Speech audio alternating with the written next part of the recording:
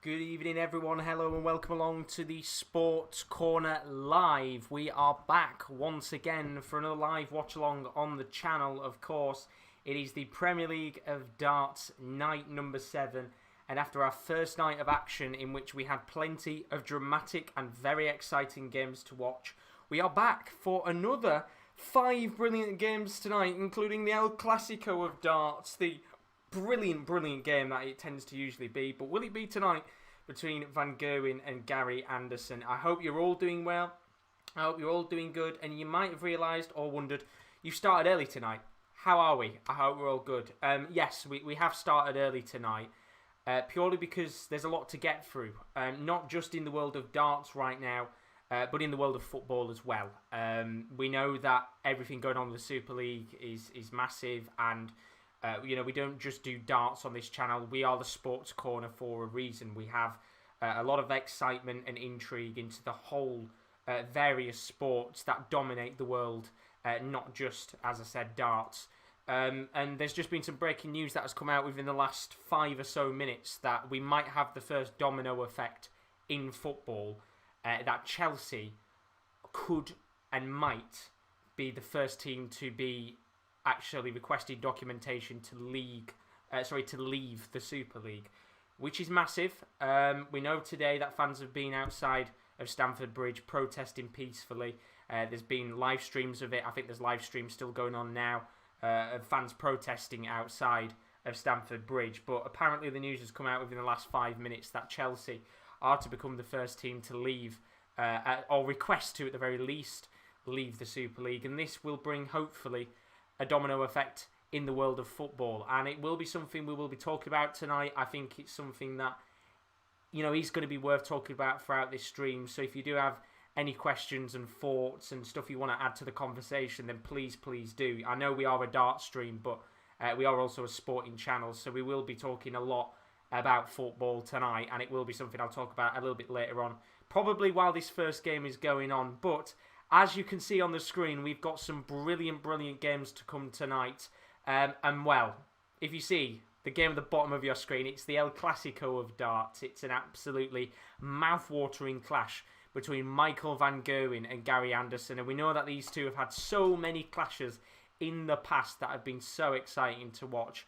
Let's just hope that we get another good one tonight, especially considering both of these players haven't necessarily been up to the high standards of what we've seen over the last few days. However, we have got other games to come tonight, including the likes of Glen Durrant up against Jose de Souza. We've got Rob Cross against Dimitri van den Berg. We've got Nathan Aspinall up against Jonny Clayton. Peter Wright also up against James Wade. So a lot of big games to come. But don't forget, very quickly, before we have a look at what happened in yesterday's game, you can still join our Premier League of Darts Super 6. If you're wondering what this is, it's your opportunity to win some cash. Now, all you've got to do is put the exact scores of what you think the 6 games are going to be tonight alongside your sudden death answer for how many 180s you feel there's going to be in the whole session, and you could be in with a shout of winning tonight's prize pot, which has rolled over from yesterday.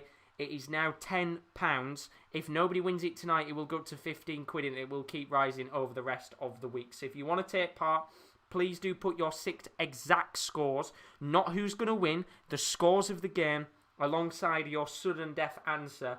And once again tonight, you have got till 7:25 to put your predictions down. And of course, after that, then I will close it off, and it won't allow any of you guys to take part. So if you want to try and win some cash, do that in the meantime. But of course, if you did miss yesterday's action, there has been a hell of a lot that has happened over the last 24 hours. Not just in the world of football, but in the world of darts. Where were you yesterday? There were so many games that averaged over 100, including a barnstormer between Nathan Aspinall and Peter Wright. Take a look at this. This is what happened in yesterday's Premier League of Darts. After action last night saw night 6 with a lot of high averages, you've got to admit. It was a very good start to the second batch of games in the Premier League of Darts. And as we always do every single night, for those of you that maybe missed the action, here is a rundown of the results last night in night 6 of the PL of Darts. And we start off with the game between Rob Cross and Gary Anderson, which was a very topsy-turvy match. Rob Cross at one point, I think around about the 4th or 5th leg, was averaging around about 107. But Gary Anderson, he found his way back into the match, and in fact, when you look at the stats of the game, Gary Anderson with a 94.82 average, Rob Cross with a 100.54 average. Ultimately, in the end, it was the checkouts that really squabbled Rob Cross and his hopes of a victory. And in the end, Gary Anderson, who was sat 8th at the end of the first night, rocketed up the table into 2nd, but at the end of the night, he did finish, I believe, in 6th. So it's all important now. Can Rob Cross go out there and get a win tonight? Game 2 of the night saw Jose Souza up against James Wade, and this was a really fantastic game to watch. We know that James Wade, at the end of the first batch of games, he did get a big win against Glen Durrant, but he comes out yesterday's result with a defeat, and it was Jose Souza who played very well indeed, and in fact both of them played well. Both players averaging over 100, 104.01 for James Wade and 101.91 for Jose Souza. But the special one, who got 77.78% on his checkout success, demolished James Wade towards the end of the match. And he did actually very nearly let Wade in. It did go to 6-5. But in the end, the special one wins again. Who can stop Jose Souza in this competition? First versus second was the game of the night in the Premier League of Darts as Jonny Clayton took on Dimitri van den Bergh. But it wasn't the game of the night overall, because both players played very well in this game. When you actually look at the averages, 102.64 for Jonny Clayton and 102.32 for Van den Bergh. It was a very good game in terms of the averages. However, the actual game itself was quite easy for Dimitri van den Bergh to get the results. Jonny Clayton, not a great night overall, was it, for him in terms of checkouts? 18.75% on his doubles. That's only 3 opportunities taken out of a possible 16, which allowed Van den Bergh with a 41.18% checkout success, that's 7 out of 17 on doubles, to go out there and get a very comfortable win. And it's all important now, can Jonny Clayton get a result tonight, or will he go 2 defeats in a row? We'll have to find out. This was by far one of the games that, well, will be probably want to be swept under the rug and forgot about fairly quickly, but MVG with a 7-3 win over Glen Durrant yesterday. It wasn't a great game. Michael van Gerwen with actually his lowest average ever in the Premier League of 87.63. Glen Durrant with an 84.94 average. The first early sectors of the match, I actually thought maybe Glen Durrant could give Van Gerwen a slightly tight game, but in the end, MVG, who switched his darts 3 times in this game, was able to go on and get a scrappy win. But look, at the end of the day, it's 2 points on the board. Van Gerwen's back in the top 4, and Glen Durrant finds himself now 6 games without a win. And then finally, the game of the night, in my personal opinion, Nathan Aspinall with an incredible performance against Peter Wright. And for a large part of this game, both players were averaging well over 105. But in the end, Peter Wright averaged 98.27. Nathan Aspinall, he kept up his average, 105.2. It was a quality performance with 50% checkout success for the Asp, as well as 4 180s in comparison to Peter Wright's 1. And as I was saying yesterday, Nathan Aspinall, before the night started, was 14-1 to go on to win the Premier League. He's in a pretty good situation to maybe make the top 4, but with a lot of action still to come, including tonight's games, let's find out who gets another 2 or 1 or even 0 points on the board in the Premier League of Darts, Night 7. So there was a look at some of the action yesterday. I mean, it was a brilliant day. Lots of games that did end with 100 plus averages. I mean, you've got to say the performance of the night was definitely Nathan Aspinall.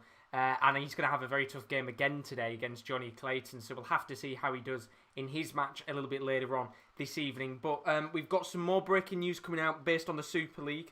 For those of you that are wondering, of course, you might have heard tonight that Chelsea are looking to leave the Super League. The first club to request documentation to leave. There's some more breaking news that has just come out that Florentino Perez is going to have a kind of a press conference tonight around about 10:30 UK time, I would assume, to probably talk about Chelsea requesting to leave the Super League. So, of course, if you want to keep up to date with that, I will keep you up to date with it throughout the rest of the night as we are Sports Corner. We do cover football a lot, but that is some news there. But based on those results yesterday, let's take a look at what has happened with the table as it currently stands. Glen Durrant sits bottom of the league on 0 points. His relegation is pretty much confirmed. But James Wade sits in the other relegation spot. He's on 5 points. He's only 3 points off the top spot. When you look at the rest of the pack, you've got Rob Cross in 8th. Peter Wright, after his defeat yesterday to Nathan Aspinall, 6th, 7th. But he's only 2 points from going top anyway. The same can be said for Jose de Souza. And Gary Anderson, who's got an absolute mouth-watering clash against Michael van Gerwen, finds himself in 5th. And the top 4, as it currently stands, is... well, 3. Well, not 3 of the debutants. So I start with the debutants. Vandenberg in 1st, Jonny Clayton in 4th, with Nathan Aspinall and Michael van Gerwen occupying 2nd and 3rd. Will they all be in the final 4 by the end of the competition, or will it be a little bit different? We'll have to find out, as we have got plenty of big games tonight. And the first game of the evening, as you can see, Glen Durrant coming up against Jose de Souza. This is... probably not going to be the most entertaining game to watch. We know why, Glen Durrant not being in the greatest of form. You would expect Jose de Souza to go out there and get a pretty comprehensive result on the table. But look, we saw yesterday, Michael van Gerwen, he struggled massively against Glen Durrant and found himself swapping his darts 3 times yesterday in that match. I don't think we'll see the same with de Souza. I think he will be much more prepared and focused in a game like this. But I am fingers crossed tonight. I'm going to try it. I have, of course, predicted all of my games ahead before the tournament started. I'm going to try that again in a second. But very quickly, for those of you that have just joined, Zavix is in the building. Daz is in the building. And Chloe is in the building as well. Hope you are all doing fantastic. We are just going to say... you've got 15 more minutes left to get your Super 6 predictions down. All you need to do in the comments section is put your 6 scores for those matches alongside your sudden death answer for how many 180s we're going to get in this session, and you have a chance to win the prize pot, which currently stands at a tenner. Now, if nobody wins it tonight, it will roll over to 15 quid tomorrow, and then on Thursday it will roll over to £20. So lots of money to play for. If you do want to put your predictions in the chat, then please do. You have another 15 minutes before that prediction will be closed. So you have got a little bit of time to put them in the chat before I shut those off. But I am going to now try and see if I can put my prediction on the screen. Tell me if it lags. Let's touch wood that it doesn't. This was my prediction for the game between Glen Durrant and Jose de Souza. Good evening, everyone. Welcome along to night number 7, or technically you could say night number 2 of the second phase of games in the Premier League of Darts. I hope you're all good as always. This is the section of the show, basically, if you are new, where I've made some of my predictions before the tournament started, as well as in the middle, when we had that little break, to predict some of these games without much background knowledge. Now, unfortunately, as I said in yesterday's section, I did have a little bit of background knowledge because I've recorded these after the first 5 matches. But we're going to predict all the games throughout the entirety of the Premier League. And you can predict along with us too as part of our Sports Corner Super 6. That's right. As part of the Premier League of Darts over the week, you can get along with our Super 6. If you can guess the 6 games correctly, you could be in with winning a cash prize. Now, we're starting off with a £5 pot. That was on night 1. However, if nobody won on night number 1, we're now up to £10 on night number 2. Can you guess the 6 scores correctly? All you've got to do, put the 6 scores in the comments section below on the live stream. We will be cutting it off before the first game starts, so I would recommend putting your prediction in very shortly. But without further ado, let's go on to the first game of the night, of course. Can you get your predictions correct? Let's go to game number 1. So, game number 1 of the night sees Glen Durrant up against the special one, that is Jose de Souza. And if we're basically going off the track record of my predictions, this would now be Glen Durrant's, I think, 7th game in a row where he hasn't won. I think I gave him, maybe one game, I think I gave him a victory at some point. But in terms of the actual context of the table, I would assume, unless he beat MVG the night before, that we are sat here now with 6 defeats in a row.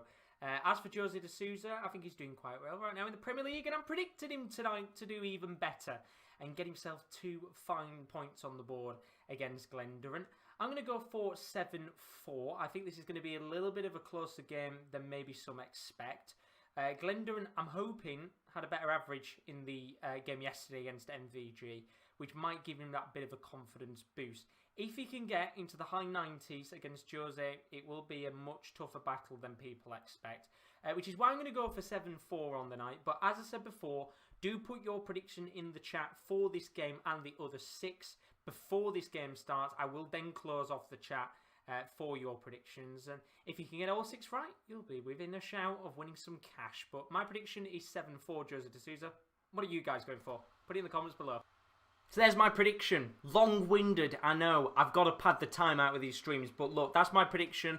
At the end of the day, I think we're all expecting Jose de Souza to go out there and win this game. But looking at what you guys have been saying in the chat, Chloe says she's going 7-3 de Souza after a trios of 7-3s yesterday. I have faith in this scoreline.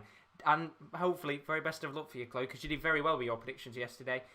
Daz is going 7-2 Josie as well, and he has put his Super 6 predictions in the chat, so very best of luck, Daz. You are a part of it, and as I said, it is free to play. You've got 10 minutes left to put your predictions in there, or else, unfortunately, you're not going to be able to take part. As I said, the prize pot is going to increase over the week if nobody wins, so lots of opportunities for everybody to take part for free of charge. You don't even have to be subscribed to the channel. That's how nice I am. But yeah, look, let's get into this first game of the night. Glen Durrant up against Jose de Souza. Both players on the hockey for this one. And there is also another piece of news I do want to talk about today, which is a very big piece of news in the world of darts. I know we've talked a lot about football over the last 2 days, and it will be something we're going to be talking about a hell of a lot tonight. But first of all, as this game does start, I want to say a few things about a piece of news that came out this morning, basically, about Barry Hearn. We know him as one of the proud people in the world of darts that's helped to innovate and renovate this game for young and old over generations in a period of time where darts wasn't a popular sport for many. And he, of course, as pretty much kind of the head of darts, I can't remember the name for it specifically off the top of my head, for the role that he had, which is really bad from me. But as kind of the overlooker, the overseer of the darts industry and the world of darts, what Barry Hearn has done over the last few generations is take darts as a sport that, you know, let's say 20, 30 years ago, you know, back in the 90s, where darts was not massive, but it had a pretty big fan base. What Barry Hearn's done with this sport is he has helped it to become so popular, and he has introduced many generations of people, young and old, to get into darts. And I know it's got a party atmosphere to it. And I know there will be people out there, some old, some young maybe, that look at darts and think they don't like it now because of the way that it is and the fact that it is about the party atmosphere and the drinking. But what he's done is he's helped to renovate this sport and make it so popular in the world that I think, apologies, I'm just having to turn the sound down, what I've got on mine. He has to be appreciated and acknowledged as a legend in darts for what he's done.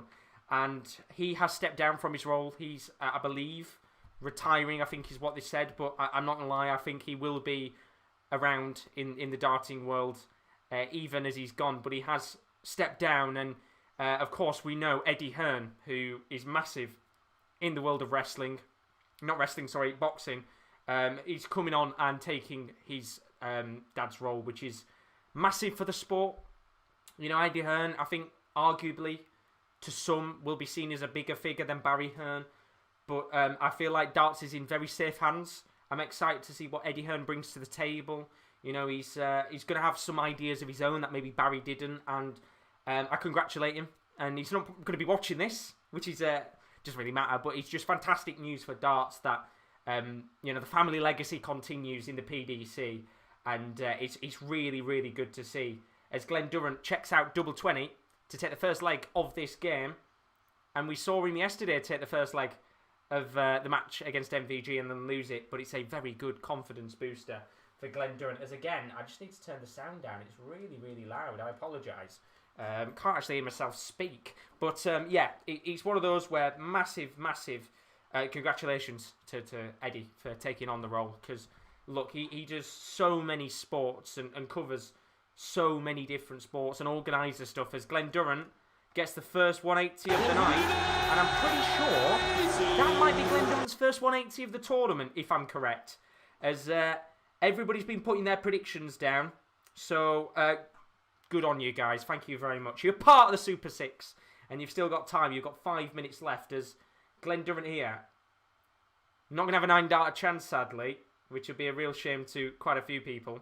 But he gets himself down to 181 after 6 starts. And that is a very good start here in the second leg for Glen Durrant. And I know Daz has said he's got some small bets on tonight. Do tell us what you've got, Daz. I've got some bets on tonight myself, actually. Some football ones, some darts ones. I'll go through them, actually. I have got a bet right now. Oh, wow. I have got a bet on as it stands. I don't know if you can see it. It is... I don't think you can see it, actually. Let me see if I can flip the camera around. Give me 2 seconds. But I've got a bet on that I've literally just seen. And... well, I've rotated the camera 180. I didn't want to do that. Give me 2 seconds. I'm upside down. There we go. Let me flip it the other way because this bet has just got quite interesting, and I'm kind of hoping. Nah, I can't do it. Let me give up. Sorry about that. Let me flip myself around again. I'm upside down. Let me flip myself. There we go. I'm back. Basically, what it was is I put £1 on in the Norwich-Watford game. I put £1 on Oliver Skipp, Kenny McLean, Adam Messina, and Will Hughes all to get carded. 3 of those players have got yellow cards. One of them needs a yellow card, and that's for £400. It's currently a cash out of 22 quid with about half an hour left.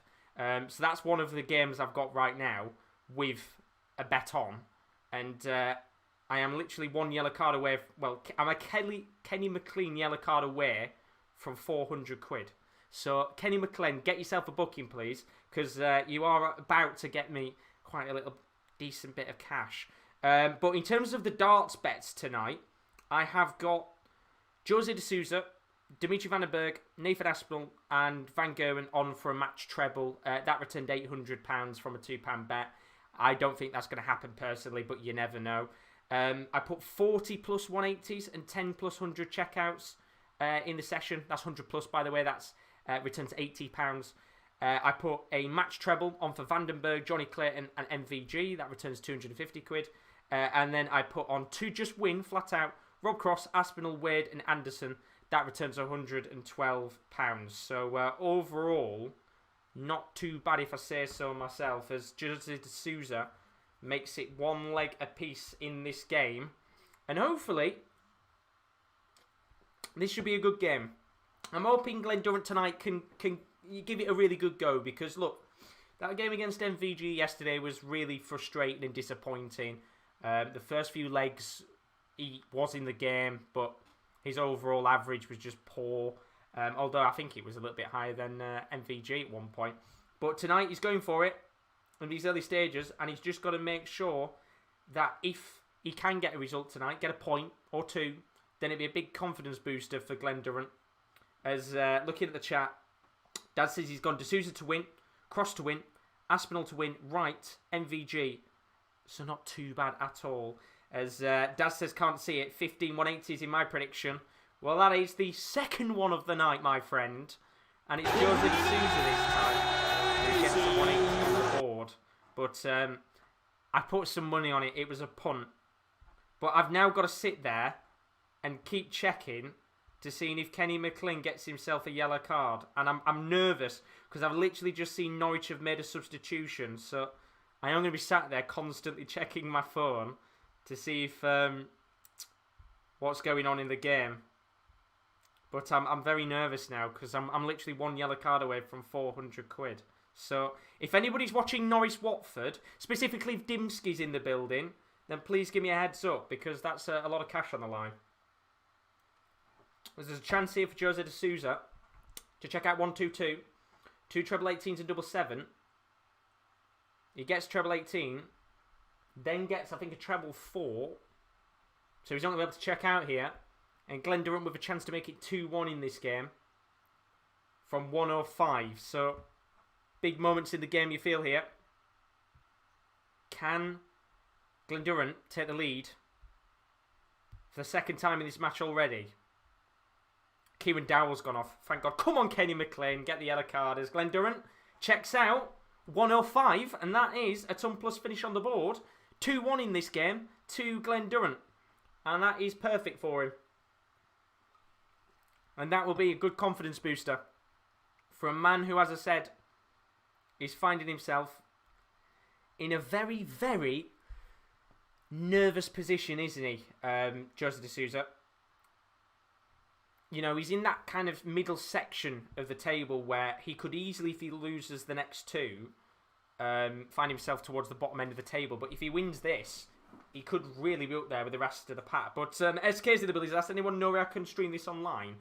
I would recommend checking on YouTube.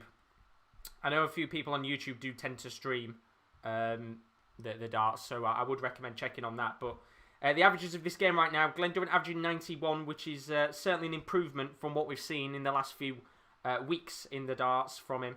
And then also Jose de Souza averaging 92, so not playing his highest standard in the world, if we're being honest with you. But he might be able to get himself a win. We saw MVG yesterday come out of his game with a victory with an 88 average. Can Jose de Souza do something similar tonight? Or will Glen Durrant finally be able to break the duct that he has so desperately been trying to shake off for quite some time? And he's certainly in the hundreds. And fair play to him. He's giving it a good go here, as you would want him to. But you just feel like Jose de Souza will eventually get into the swing of things. As Daz says, not on the gin yet, Josh. I am. The gin has started. We're already in the first can, about halfway through it.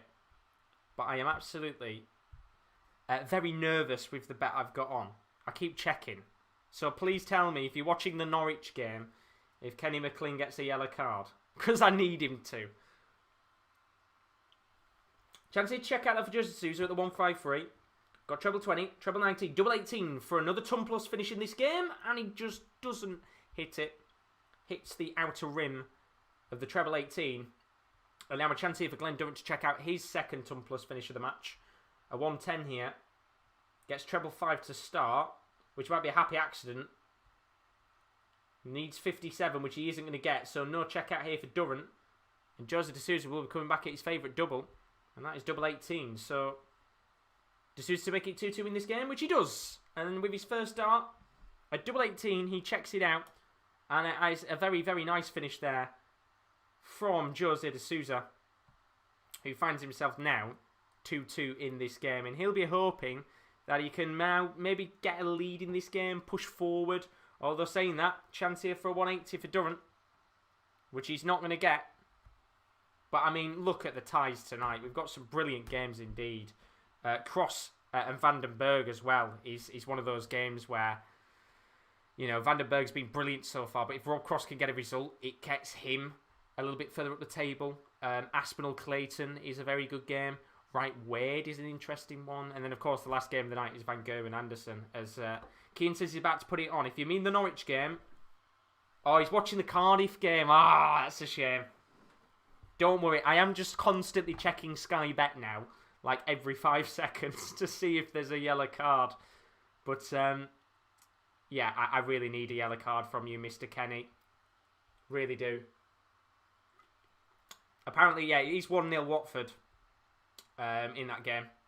Dan Gosling scored, but I don't need the score. The score doesn't matter. It's the yellow cards that count. Literally, just Kenny McLean yellow card. That's all I need. Which I'm still relying on a lot, if I'm being honest with you. But very slow start to this game. I think that is the problem with the games where Durant plays in. There hasn't really been many games so far where Durant's been in it and the other team has dominated a match. The opposition player has dominated this game of darts. Pretty much all of the matches that Durant has played in, apart from I'd say that maybe the Jonny Clayton one to a certain extent, and I think was it Aspinall who whitewashed him. But apart from that, every other game where Durant's been involved, the other player does tend to go through a little period of allowing Glen Durrant to get something in the game, a few legs on the board, or maybe their average is just a little bit too low in comparison to what you'd expect it to be. So it has allowed many opportunities for Durant, but with the way that he's been playing, he might be able to get something here tonight. He's down to 16. Jersey D'Souza with a chance to check out 150, which he's not going to be able to get here. So Glen Durrant with a chance to take the lead again in this match with double 8, which is one of his favourite doubles. And I would assume that this is going to go in. First start, even better from Glen Durrant there. And as Wayne Mardle was literally just saying, he expects it to be double 8 with his second dart. He hits it with his first, and this is much better tonight from Glen Durrant, who currently, on his checkouts, if I am correct, has got to be quite high. Yeah, 50% on his checkouts. That's 3 out of 6 at doubles. And I tell you what, Joseph D'Souza here must be a little bit worried that with the way that Glen Durrant is playing, he might just be able to get something out of this game. And fair play to him if he does. As Jose D'Souza finds himself 3-2 down in this game. And look, there's plenty of time in the match for him to get something. Loads of time. He doesn't have to sit there and worry yet. You know, if Glen Durrant maybe gets another leg or two on the board, then he will be worrying. But just look at the chat. Kean says he's watching the game as well now. You're a legend. God bless your soul. As Dad says, which ones do you think Wright will use tonight? In terms of his darts, I would have said stick with what he used yesterday. I think he played very well with them. On any other day, with how he was playing, he would have gone on and won the match, in my personal opinion. But with how Aspinall was playing, it was always going to be tricky to go out there and get something in that match. But look, it was a brilliant game yesterday, and I think those darts that he's been using, the springy darts, have worked fantastic. As apparently breaking news has just come out in the last few minutes, reports coming out in the Super League tonight that Manchester United are now pulling out of the Super League. So, for any football fans that are, of course, wondering about that situation, we heard a little bit earlier on this evening, that Chelsea were the first club to request documentation to leave. It now looks like Manchester United are about to become the second club to leave the Super League. And apparently, have I just won 400? I've actually won 400! Yes! Let's go! Look at that! I've won 400 quid. That is unbelievable. What a night. Look at this. I don't know if you can see it. It's inverted. You can see the 3 figures. The bet was Hughes, Skip, Messina and McLean to be carded, right? And I just thought I'll put £1 on it. He's actually been carded. Come on, Kenny McLean. You're a legend. I put £1 on it just because I thought, why not? It'll probably never come in. And it actually has as well. That is unbelievable. I mean, what a great night. What a fantastic night. That has literally pretty much paid for the Blackpool for the darts. So, thank you very much, Kenny McLean. As we get a 180 on the board and we can sit back and relax tonight now. Absolutely fantastic. As Jose D'Souza hits a 180 to start off the 7th leg of the game. It's 3 apiece. And thank you very much, Kean, for watching. You're an absolute legend for watching the game for me. But, yes. Beautiful night. Absolutely beautiful night. But Jose D'Souza, 4 perfect darts. 5 perfect darts. Come on, Jose. 6 perfect darts. Here we go. Are we going to have another 9-darter? We saw a few nights ago in the Premier League of Darts a 9-darter from Jose D'Souza. He miscounted and then bagged a 9-darter. He's on for it again, and the special one might be about to become the first player to hit 2 9-darters in the Premier League, I think, since Phil Taylor. Big chances. Gets the treble 20. Oh, he doesn't get the treble 19. And a chance for a 9-darter goes wide. And that is a real shame. As Chloe and Des have put, well done. Thank you very much. Greatly appreciated, guys. 400 to 1, that was, by the way. Absolutely bonkers, that. I'm buzzing now. Absolutely quality, that. But look, It might lose the leg here, Jose de Souza. Treble 17 bull for Durant for a 1-2-1 checkout, which he's not going to get. So a chance now for Jose de Souza to check out 52 and take a 4-3 lead in this game. Goes for 12 and tops, which he gets right into the top right-hand corner of the bed. And Jose de Souza gets himself into the lead for what feels like the first time in this game. And that is absolutely fantastic for the special one. And surely now that'll give him the confidence he needs to maybe go on and win the game. And I mean, if we had a 9-darter there, that would have been brilliant. But we've had a chance. We didn't get one last night, did we, with the 9-darters? We had a few odd players get close. You know, get 5 or 6 perfect darts. Well, in fact, we didn't get somebody who got 6 perfect darts, but that's the closest we've been. And as I said, you would feel like that should give a good confidence boost to Jose de Souza. But when you actually look at Glen Durrant's game as well, a 95.36 average tonight, which is very, I'd say very good, but it's much better from Durant. He's been averaging around about the 87, 88 mark throughout the entirety of this tournament. So it is a better improvement from Glen Durrant over the last probably day or two. And maybe that break has given him not a massive confidence boost, but just a little bit of a chance to practice or maybe take a break from darts and not worry about it as much. As Jose de Souza here gets himself down to 216. Glen Durrant at 310. And I've just cashed out the money that I've just won, which is fantastic. So I am probably in a second going to get that money withdrawn. In fact, that's what we do now. So I do apologise if I can't see the chat for the moment being. But chance here for Jose de Souza 180, which he gets. And that is a 180 on the board for Jose de Souza. And just get my withdrawal sorted. There we go. That is my withdrawal done. Perfect. So that's that sorted and out of the way. Apologies about that. Just thought I'd get that out very quickly.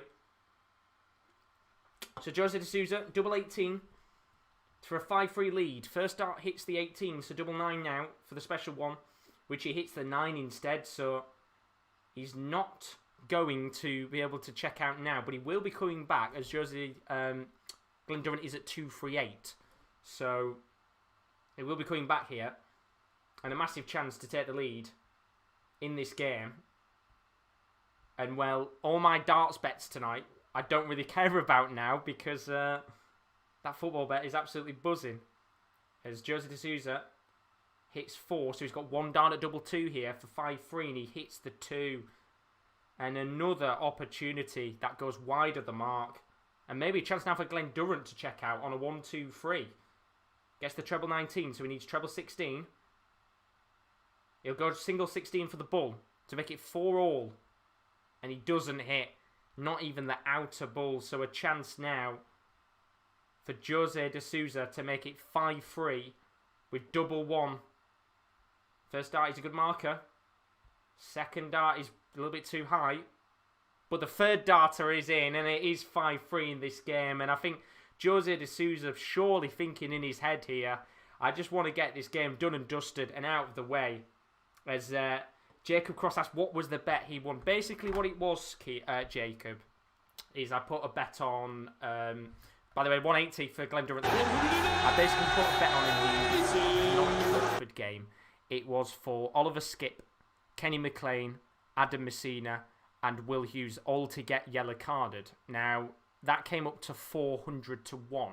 And I thought, I'll just stick £1 on it. Why not? And it came in for 400 quid. So, absolutely buzzing with that. Cannot complain at all. There's Glen Durrant. Thought maybe there was going to be a chance there for a maybe a cheeky little 9. Imagine if Glen Durrant was to have a 9-darter chance. It'd be unbelievable. Especially with after all the stuff that's happened for him in the last few weeks of the Premier League. But he's got a real good chance here to make it 5-4 in this game. He's at 281 currently, Glen Durrant. Jose de Souza at 381, so he's 100 points back. A few trebles on the board here for Durant, which he's doing a good job here. 1 treble 19. And he gets 79, which, look, isn't the highest score in the world, but he is 179 points ahead of Souza right now. As Jacob says, well, mate, thank you very much. You're a legend. It's made a perfect night already. We're not even like an hour into the stream, and I think that's just paid for me to go to the World Match Play. So I'm very happy with that. Very happy indeed. But Durant, just letting himself down here, only gets, I think, 59. He's down to 147. Jose de Souza back at 242. He's got to pray here that he doesn't get a few trebles on the board, which he does, and gets 95 to leave himself down at 147. So, chance here maybe for Glen Durrant to check out. Gets 20. Gets another 20, so there'll be no check out for Durant here. So, Jose de Souza will be coming back, and Durant has only got himself down to 87, so maybe opportunity here for Jose de Souza to check out. Gets treble 20, needs treble 17, which he doesn't get, so he's not going to be able to check out here. And Duzza will be coming back for a chance to make it 5-4 in this game. And you feel like this is a very big moment in the match for Glen Durrant, who needs treble 17, double 18. He'll get a 17, so he's going to have, I think, one dart at double 5 after in treble 20. And he gets it. And he's 5-4 in this game now. And Duzza will not back down as he fights to get his first points on the board in the Premier League of darts. And fair play to him, because we've seen over the last 6 nights he has been battered, and you could say he's been humiliated in some of the games, but tonight he is not backing down against a Jose de Souza who is just not putting in a good performance overall.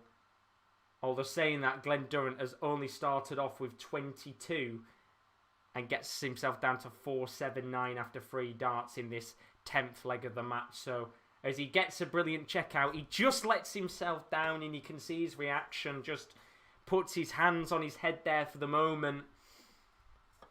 And well, Jose de Souza already down to 30 after 6 starts. He's going to have to get a few trebles on the board now and make up for his very first poor 3 darts. And yeah, I think he's going to make up for it here, and he does. He gets a 140, so much better from Durant there. Recovers very well after hitting 22. But what can Jose de Souza do here? Gets himself a 140, so he's down to 190. Glen Durrant's going to have to try and match here, or else Jose de Souza, if he wins that next leg, will guarantee himself a point on the board. And a very important point that will be, considering I think he would have expected to have come out with 2 points in this game against Glen Durrant, especially with the form that he's been in. But it's all about getting down to a checkout here, de Souza, which he's going to do, but not a convincing one.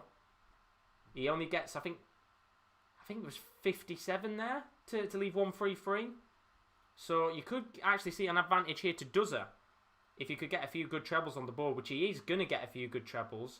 He gets himself, I think, 95, sorry, to leave 109. So Jose de Souza here, 133. Needs to check this out. She goes 19, so he's not going to be able to check out here in the end. And Glen Durrant has a chance to make it 5-all, and this is a very big visit in the game, you feel. Can he do it? Needs the 109.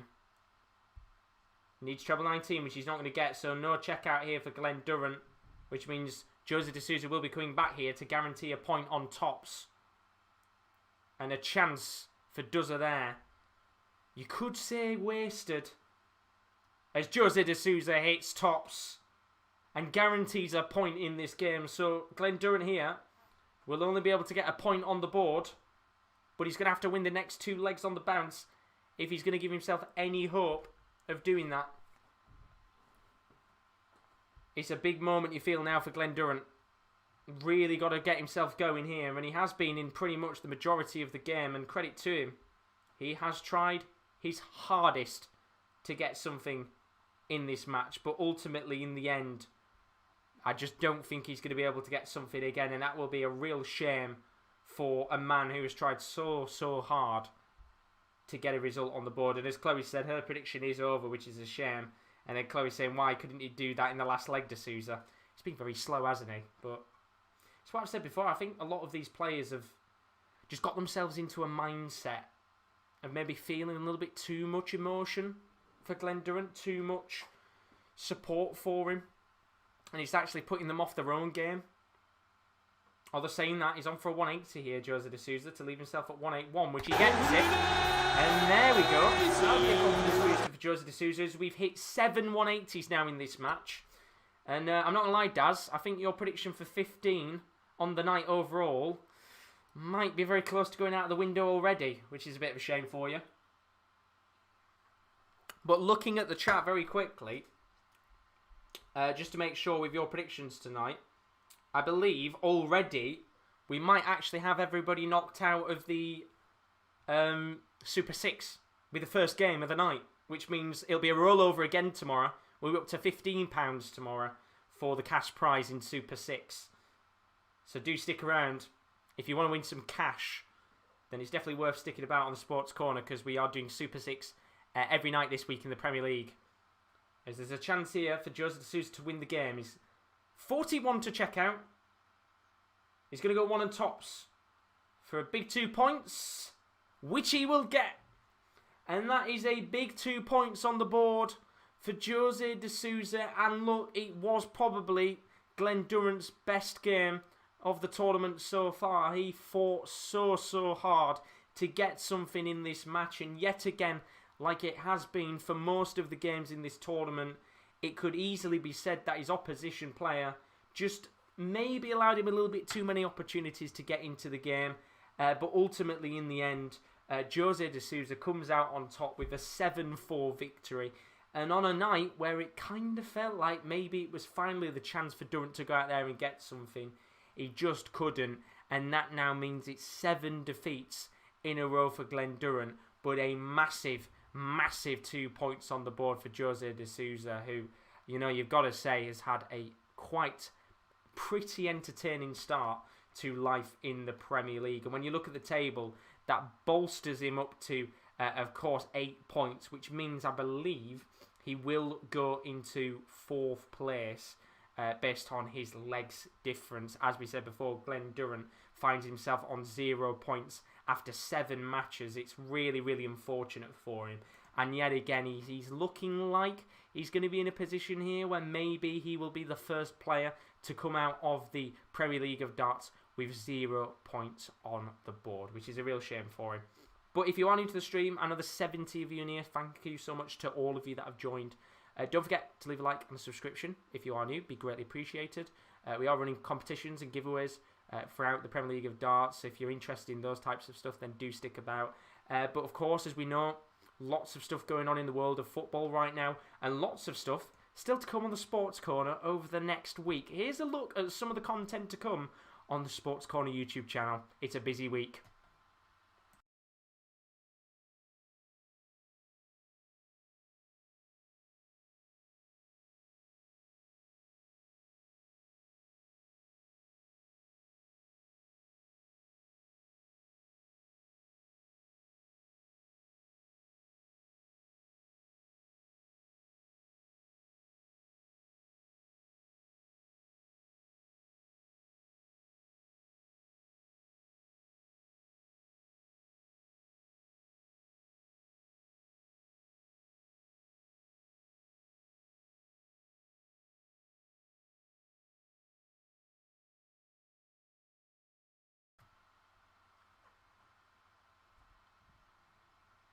So there's a look at some of the content to come over the next few days on the channel. As you can see, of course, we've got a lot of content to come. There's going to be some content based on the all of the content going on basically in the world of football with the European Super League.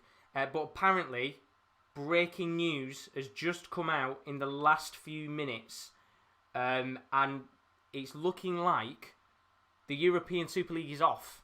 TalkSport have just tweeted out in the last 5 minutes that apparently, according to their sources, the European Super League is now off and the clubs are going to meet to disband the idea of the competition happening. So what has been a monstrous few days in the world of sport with some unbelievable stories based on what's going on in the world of football. It now actually looks like that the Super League is going to be cancelled, called off, and the clubs will meet to disband the idea in the next coming days. Florentino Perez to come out with a press conference tonight from 10:30, I would assume, to maybe confirm the rumours of the European Super League being cancelled. So once again, for those of you maybe just coming in the last few seconds, you're a football fan, breaking news coming out in the last few moments that the Super League looks like it's now being called off. We will, of course, have a live stream at some point on the channel where we will talk through it. Even if it is cancelled, we'll talk through what the positives and the negatives of the competition would have been had it have continued on. But fantastic news for the world of football there. And as we have just heard a few moments ago, as we all expected, Glen Durrant is now eliminated out of the tournament. He is relegated and will not be part of the Premier League after this last week of action. He's out, which means there's going to be one spot left on Judgment Night to fight for. And I wonder who that's going to be that does get relegated in the end. But we'll have to find out with all the action tomorrow. But let's talk about the game there for the moment. Glen Durrant in his 7-4 defeat to Jose de Souza. And look, we know Glen Durrant is now out.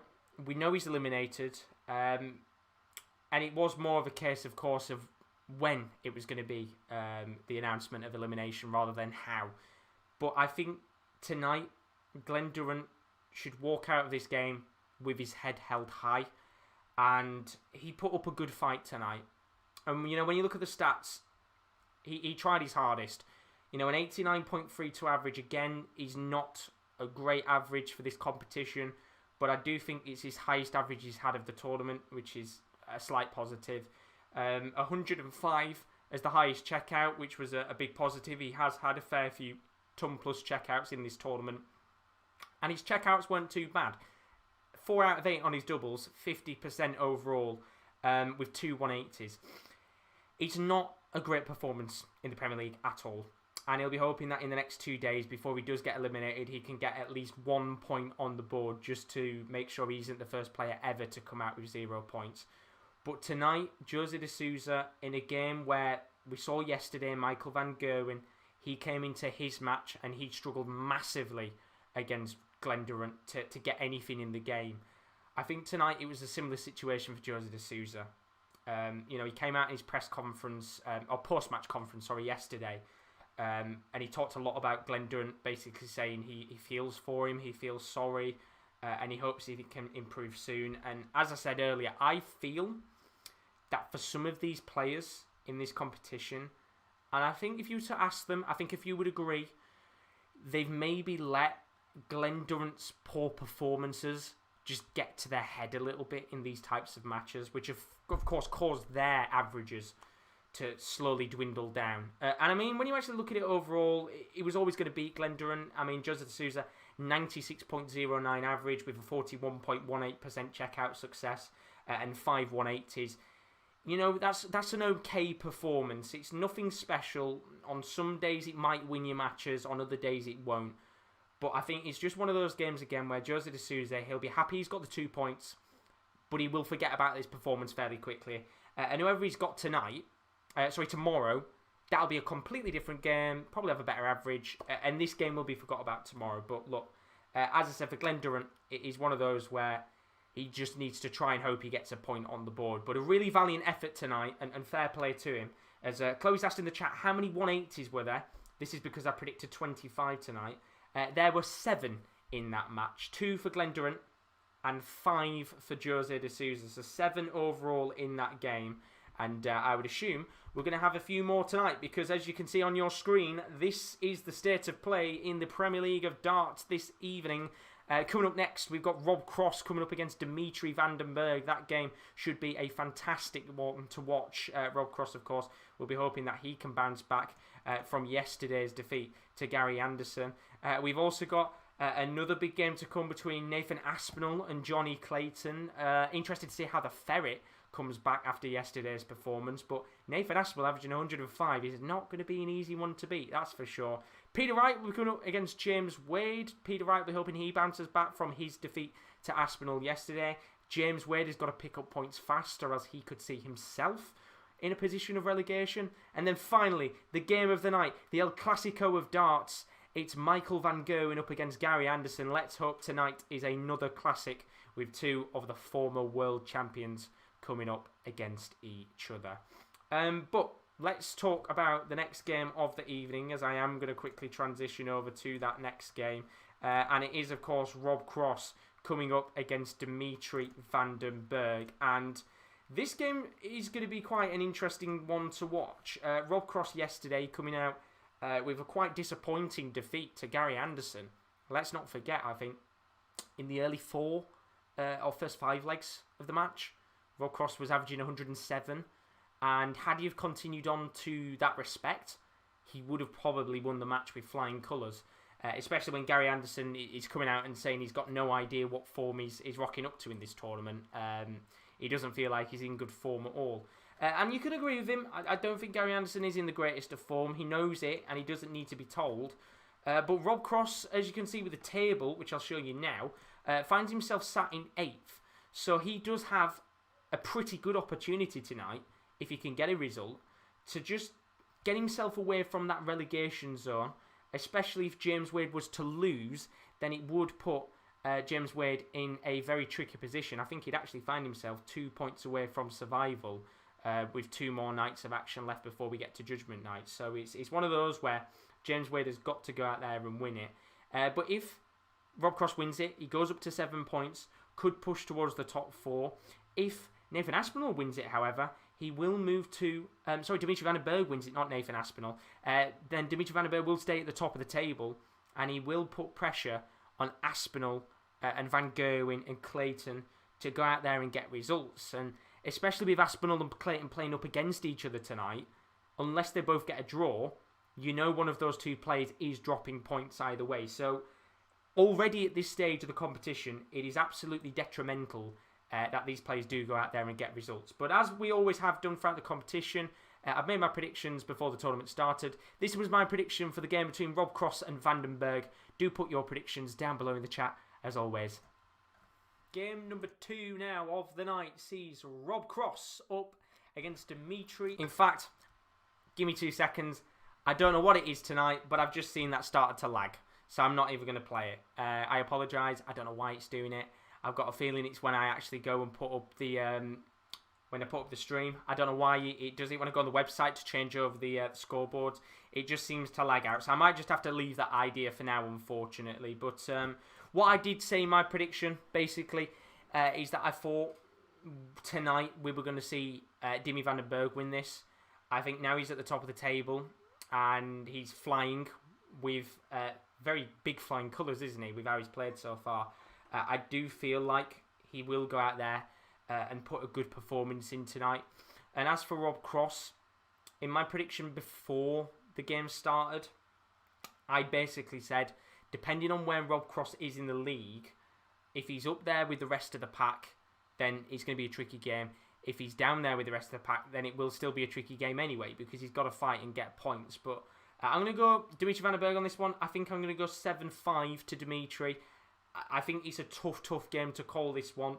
Rob Cross, at the end of the day, can turn up and do very well. As Luke Boyer's in the stream, he's backing Cross. He's the biggest Rob Cross fan we've got in the building. Oh, you good, Luke Boyer. He's put Cross 7-0, crappy hamburger. He's hoping that, of course, Dimitri van den Bergh tonight gets battered up. But very best of luck to both players. As I said, put your predictions in the chat as always, and we will get underway with this game in just a moment. But in terms of these two players' odds to actually win the actual competition itself, Dimitri van den Bergh currently finds himself... I made a mistake. Have I put the same name twice? Oh, no, I haven't. I thought I made a mistake. I haven't. Van den Bergh currently 11-2 to win the Premier League of Darts. That was as of this morning on Sky Bet. And of course, Rob Cross finds himself at 28-1 to win this competition. So, a lot of work to do for Rob Cross to go out there and win it. But 28-1's interesting odds. Although I have to say, Nathan Aspinall at 10-1 to win it is still bonkers to me, considering Gary Anderson's at the same odds. Doesn't make any sense. And in terms of reaching the semi-finals. The odds on Sky Bet, as it stands, Vandenberg is 4-7 to reach the next round of the competition. And then, of course, Rob Cross is sat at 4-1 to reach the semi-finals. We will keep bringing those up, of course, as the stream continues on throughout the rest of the night. But once again, just very quickly with the table, Vandenberg in first on 8 points. Only lost one game so far in the competition. That was against Jose de Souza. As for Rob Cross, he has now had 2 defeats on the bounce. A third would be very catastrophic, especially with James Wade playing up against Peter Wright a little bit later on tonight. But George Noble is the referee for this game, as Daz has said in the chat. As always, he keeps us up to date with the referee. Very best of luck to everybody tonight. I know there'll be a few of you putting on your ACCAs and bets. Let's get this game underway as we crack open our second can of the evening. And hopefully this should be a very good game tonight. And for those of you that have missed it, I know, of course, a lot of you are in here for the darts tonight, as we have our first 180, and that goes to Dimitri Vandenberg, as he could be on for a 9-darter, which would be very good. But the breaking news that has come out tonight, if you're a big football fan, according to TalkSport sources, the European League is off. The Super League has been cancelled, and we might get confirmation tonight, around about 10:30, from Florentino Perez, that the Super League will be cancelled and will not be happening. And breaking news has just come out that Ed Woodward is going to resign as Manchester United's executive vice chairman. So news coming out tonight that Woodward will be resigning in his role as the vice chairman. Of course, he was one of the names mentioned to be involved with the Super League, which is crazy.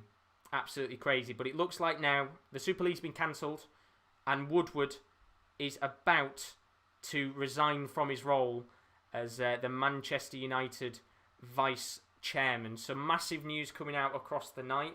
There are going to be a lot of fans asking questions regarding the whole situation within the world of football. A lot of fans asking about owners and people involved with the building of this European Super League. But we will talk about that a little bit more. There might be a live stream tomorrow now, of course, surrounding the Super League. But we will be having a very special debate live stream based on everything going on with the Super League.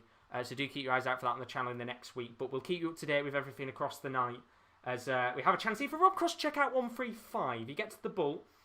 Needs treble 15 for tops. So he's going to get treble 7. And then gets treble 16. And he will leave himself down at double 8. With Vandenberg at 25.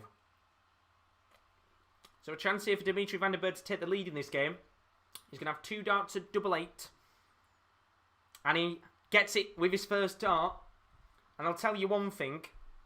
I'd be interested to see, and I don't know if anybody can find it, but I would be very interested to see what the overall checkout successes are for the entirety of the Premier League of darts. Because, I mean, you've got to say, I'm pretty sure Vandenberg will be up there with some of the highest percentages for the Premier League of darts. He's been fantastic when it comes to checkouts. As Luke says, Dimitri Vanden Crapmore, like. He says, Wade and Crossy win Peter relegated. I mean, that would be absolutely unbelievable, Luke. Who knows? The Premier League is an open door right now. But I know how much you love Cross. And you're hoping he wins tonight. And I've actually got Rob Cross on one of the bets to win. I think I backed myself with Vandenberg and Cross to win. So if one of them loses, then, of course, doesn't really matter for me. I get to go out there and get a win anyway, which is nice. But just do give me 2 seconds here. I apologise because, as I said, everything is going on tonight. It's a very, very crazy day indeed, as Ed Woodward has announced his resignation as the Manchester United vice chairman. And apparently as well, just looking at a few other bits of news, Atletico Madrid and Barcelona have now decided to drop out. So 4 clubs now dropping out of it. Although you would assume with the whole thing that I think all the clubs would have probably just left anyway. But back to the darts, because that's what you're here for. As Dimski's in the building. Dimski, you're a legend. I love Norwich. You're the best club in the world. How you doing, my friend? He's put Cross to win 7-4. Yes, boys. Dimski's in the building. You love to see it. As Chloe's put Vandenberg 7-4 win, of course. So both with very different predictions. As Luke Boyer says he'd love to see horrible MVG relegated. I mean, if he'd have lost yesterday, that would have been catastrophic, wouldn't it? But a chance here for a 167 checkout for Vandenberg. He's not going to get it. So across now with a chance to check out the same 167 that Vandenberg couldn't a few moments ago. Gets the treble 19. Doesn't get treble 20, so he won't be having a chance to check out. And Vandenberg will now have an opportunity to take a 2-0 lead on the night. Can he do it? That is the question. Gets the 20. Gets another 20. So no check out there. And Rob Cross at 72 will have a chance here to make it one leg apiece in this game. Gets treble 20. So 2 darts at double 6 to make it 1-1 in this match. And he does. So 1-1 in this game. As Luke's asked who has Asp got tonight. It's on the right hand side of his screen. He's got Clayton, which is the next game of the evening after this Rob Cross Vandenberg match. So I think that'll probably be around about 8:45 maybe. We'll have to see. We will have to see indeed. But good start there for Rob Cross. Just make sure he keeps himself well and truly in the game. I think had he have gone 2-0 down, it would have put him into a bit of an awkward position early on. We know that Vandenberg is very, very good at getting high scores overall. But Chloe said, to be honest, if there was any time for MVG to play bad, it would be against Durant, which is very true indeed, as Rob Cross gets 135. And then Dimsky says, not happy. Norwich, they lost again. Was it 1-0 in the end? But then who cares? We are up, going to set up a Norfolk Super League. Well, your club has just won me quite a bit of cash. I put a bet on today, basically. It was an ACCA. It was for 4 players to get carded. One of them was Kenny McLean. One of them was Oliver Skip. One of them was Messina. And one of them was Will Hughes. It was 400-1. And it won. So, thank you very much to Oliver Skip and Kenny McLean for winning me some money in the bank. But chance here for a 170 checkout for Rob Cross. 337 for Vandenberg. Needs to get a 180, which he doesn't get. A 140 will not do, as he's down to 197. So a chance here for a chance to check out the 170. Gets 2 treble 20s. And he won't go for it in the end, Rob Cross, which is understandable, as Vandenberg is at 197, so he didn't realistically have to go for it. So Rob Cross will be coming back here with 3 darts at double 16 and a chance to go 2-1 up in this game, which he does. Brilliant from Rob Cross there. And he goes 2-1 up in this game, as everything is going absolutely mad right now with the Super League and stuff. Going to keep you up to date with that, of course, as the night continues on. But 2-1 to Rob Cross in this game. Jimmy Vandenberg going to start off with a 140. And I mean, it's mental, isn't it? With everything that's going on in the world right now, it's crazy. Absolutely crazy. It's a mad night. As Luke says, just think if he does a play like he did yesterday, he would have beaten that MVG. He probably would have as well. As then Vandenberg here looking for another 180, which he gets.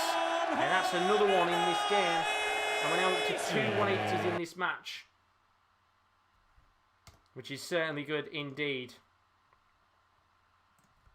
And he puts himself in the driving seat to take to make it 2-2 on legs, with Rob Cross averaging 98.88 and Vandenberg averaging 102.06. So Vandenberg gets 165 to leave 16. That is an incredible setup shot there from Dimmy Vandenberg. And it now will put him in a great opportunity here to make it 2-2 in the game, with a chance to check out at double 8. Can he do it? Big opportunity, you feel, in the game here to just get himself back into the match early on. And first start misses, but he's a good marker. And it is in. And it is now 2-2 in this game. And Dimmy Vandenberg gets himself into the match again. And Rob Cross is going to find himself again in a game of seesaw. it was a pretty similar game, wasn't it, yesterday, where it was very back and forth between Rob Cross and Gary Anderson yesterday, but now it appears that it's going to be in a very similar position, as apparently as well the Glazer family might actually sell Manchester United. That's the other piece of news coming out after what's happened with the Super League, so could be some big changes at Man U in the future. Of course, it's going to have a lot of repercussions, isn't it, for world football, this.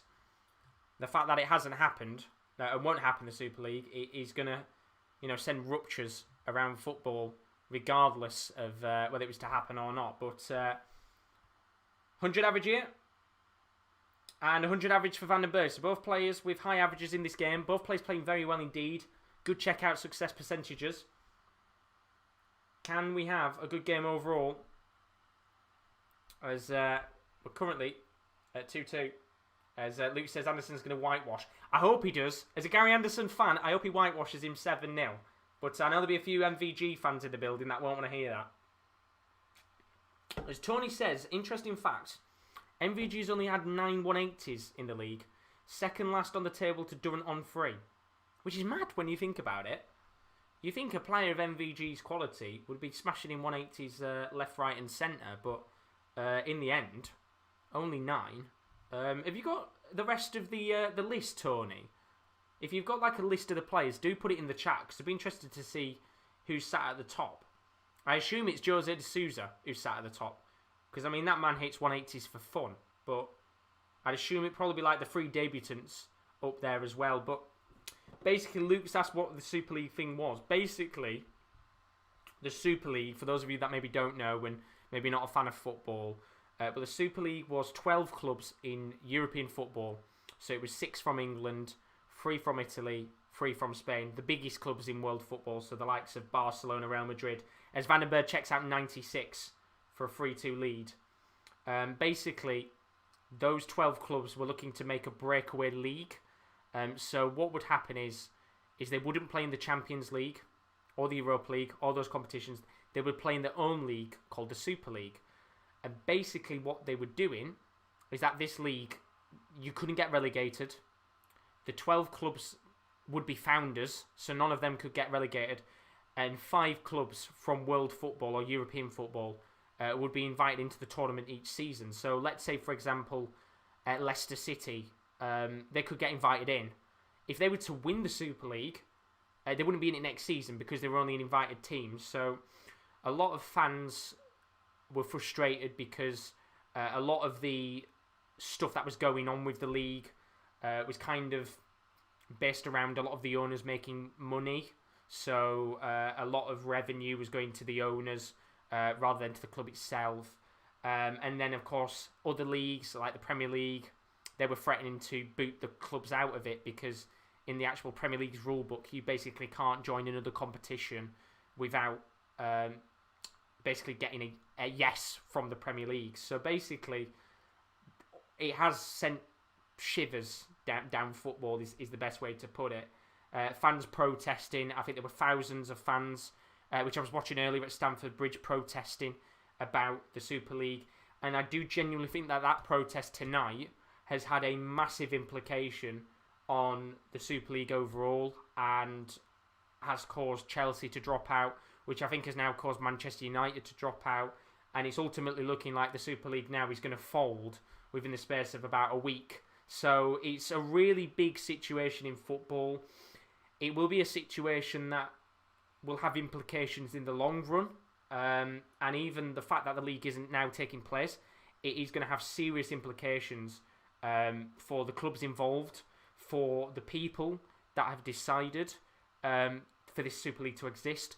And as we've seen already, it looks like Ed Woodward is going to leave Man United. It looks like the owners of Man United might now sell up. I believe something's just come out about the Juventus president maybe resigning. I would assume there'll be a lot of calls for Florentino Perez to resign as the Real Madrid manager. So I look at it to a certain extent and I say there's some positives and there's some negatives. I completely understand why fans don't like it. I think from a business perspective, as greedy as it is, it would have been something that would have made so much money. It would have made a lot of money because there'll be fans abroad that will watch Real Madrid play up against Manchester City every week, because that's what the fans abroad want. And there'll be fans in the UK and Spain that would want to watch those games as well, as Van den Berg takes a 4-2 lead in this game now, and he's in the driving seat to take a few more points on the board. But there was a part of it where I was like, I don't like the idea, and I liked little bits of it, just the fact that there were going to be big games going on, but more of it is the part where I don't like it. As Van den Berg smacks in another 180. Now we're on for 9 data here. But they're back down. But as much as I want to sit here and whinge and moan about it, the thing is, had the competition have taken place, we would have covered it on the channel. So I don't want to sit there, whinge and moan about it, and then, in a few months' time, if it had started in August, we would have sat there and covered the league, because then it just looks hypocritical. But at the end of the day, we would have covered it, because it's a big event. The biggest clubs were playing in it. Ultimately, at the end of the day, I think we would have covered it anyway. I'm not going to sit there and sugarcoat it, if I'm being honest with you. But it's just one of those where, look, I personally think it was a bad idea, and everybody does.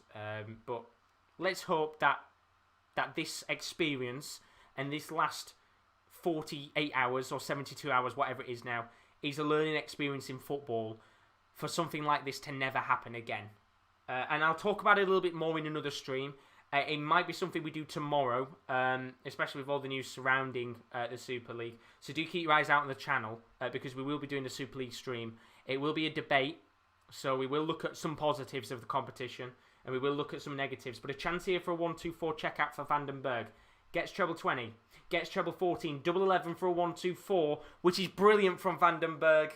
And the Belgian is flying. And that's a 1-2-4 finish. And I tell you something, Dimmy Van den Berg is not here to mess about. A brilliant, brilliant performance from the Belgian again. As I've got the hiccups, apologies. And I tell you something, Dimmy Van den Berg is giving it everything to go out there and get the top 4 spot. And he is looking a real danger in the Premier League this season. But yeah, as I say with the Super League, it's one of those where there are so many negatives with it. I don't like the idea, but we would have covered it, because at the end of the day, we're a sports channel. We want to cover the biggest events in the world. But look, let's hope it brings out the good in football here. And let's hope that these clubs use this as a learning experience. As Rob Cross smacks in a 180 of his own, we're now up to 4 180s in this game. That's 11 180s on the night already. And Rob Cross here maybe in the driving seat to make it 5-3 and get himself back into this game, which he's going to need to do him fast, as Van den Berg is only 1 leg away from guaranteeing himself a point. As Tony's put the list in the chat. Thank you very much, Tony Legend. So Jose with 31. Dimmy's got 28, which is fair. I mean, Gary Anderson with 26 180s surprises me. And I guess that's just because you don't feel like he puts in many great performances. But a chance here for Dimmy's 29th 180, which is what he gets. And that's now 5 in the match. And a chance maybe for Van den Berg to check out the 89.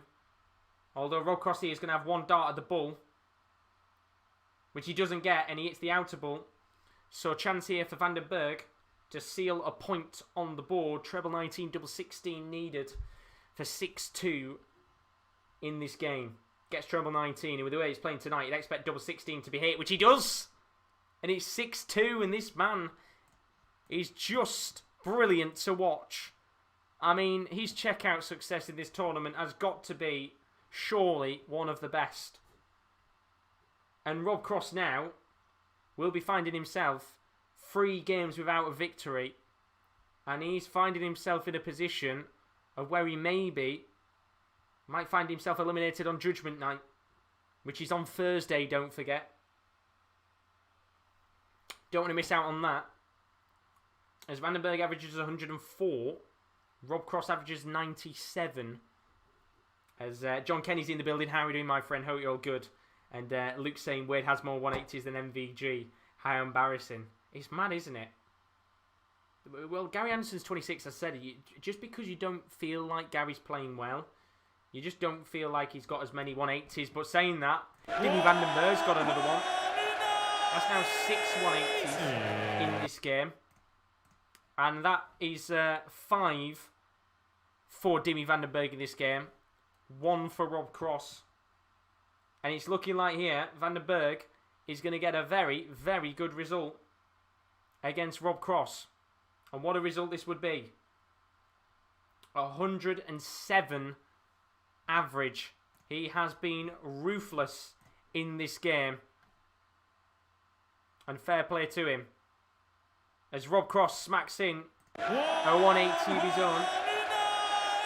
That's now up to 8 180s in this game. 2 for Rob Cross. And a chance here for tops. 2 darts in hand for a 7-2 win. He's going double 18, sorry, Van den Berg. Good marker. And the second dart doesn't hit. So a chance here for Rob Cross to check out 97 and keep this game going on a little bit longer and make it 6-3. Treble 19, double 20 needed here. Gets 19. So he's now going to go treble 18, double 12. Gets the double 19. So he's going to go tops now. And this will be a massive dart in the complexion of this game, which he gets. And Rob Cross will allow this game to continue on. It is 6-3 in this game. And Rob Cross has got to now win the next 3 legs on the bounce to get something in this game. And I apologise if there is any lag on the stream right now.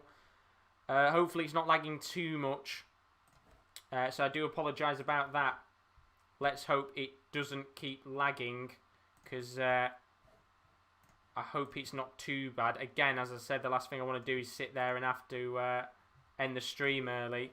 As we get another 180 in the game. And it goes to Rob Cross. It's now 8 in the match. And Van den Berg might have a chance here. Unless Rob Cross can get a few more points on the board. That's 4 perfect. Not 5, sadly. So there'll be no 9 darter. And as I said again, I do apologise if there's any lag. Let me just check my stream 2 seconds to see if there is any lag. Apologies about this. Yeah, it is a little bit of lag. I do apologise about that. If you just get too bad, do give me a heads up. And as I said, if not, I'll have to bloody end the stream, which is very annoying. But Van den Berg here might be under danger because Rob Cross is flying here. Another 180. Where's this been from Rob Cross? He's down to 41. That's 10 180s in the match. Sorry, 9 180s in the match now. And Rob Cross with a chance to check out 41, which is going to have 6 stars in hand here to make it 6-4. And the last 2 legs of this game, he's just got himself back into the match. So 2 darts of double 16 to make it 6-4 in the game. As Van Cialamino's in the building, but it's 6-4 now in the game. And Rob Cross is getting himself back into the match.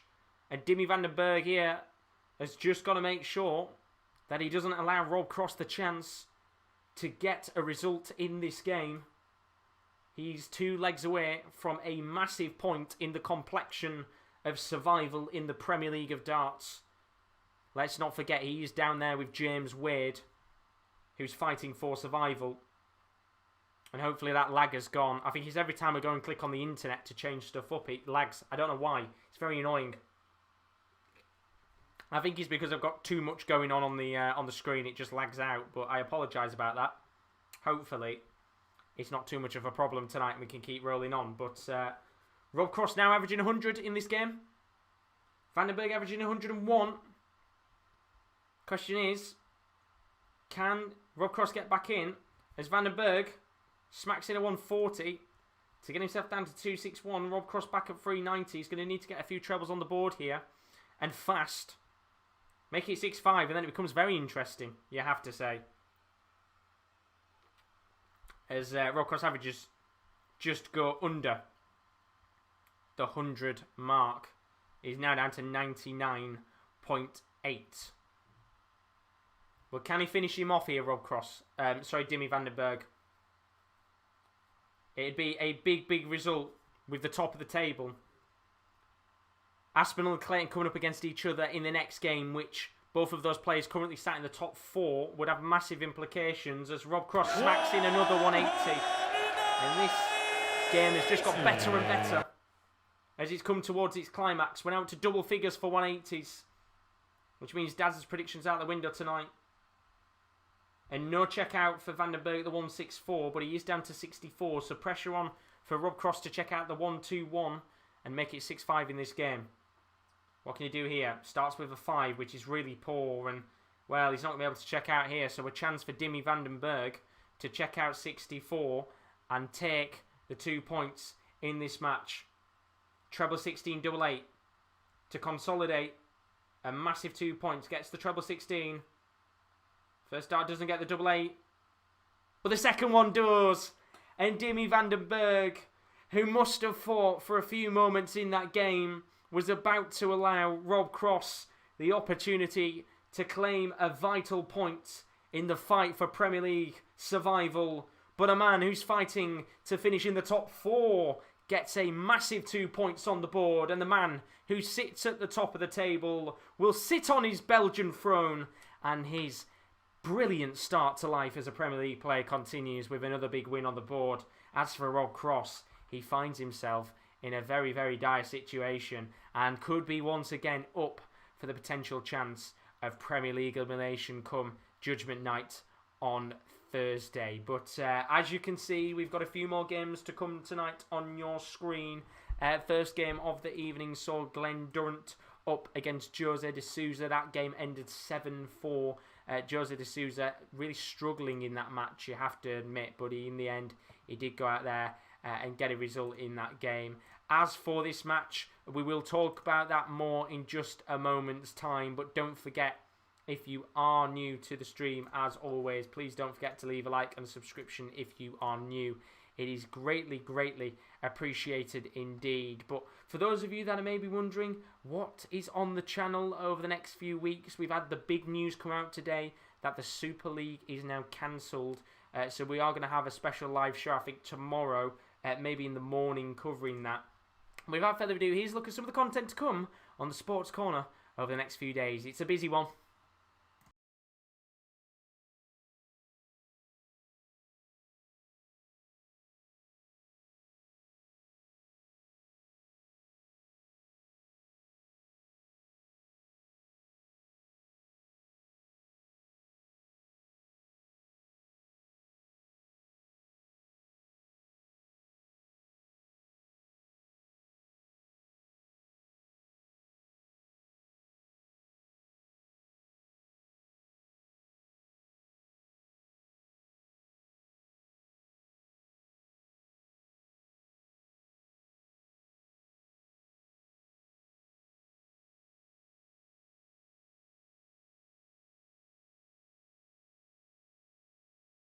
So there's a look at some of the content to come on the channel over the next few days.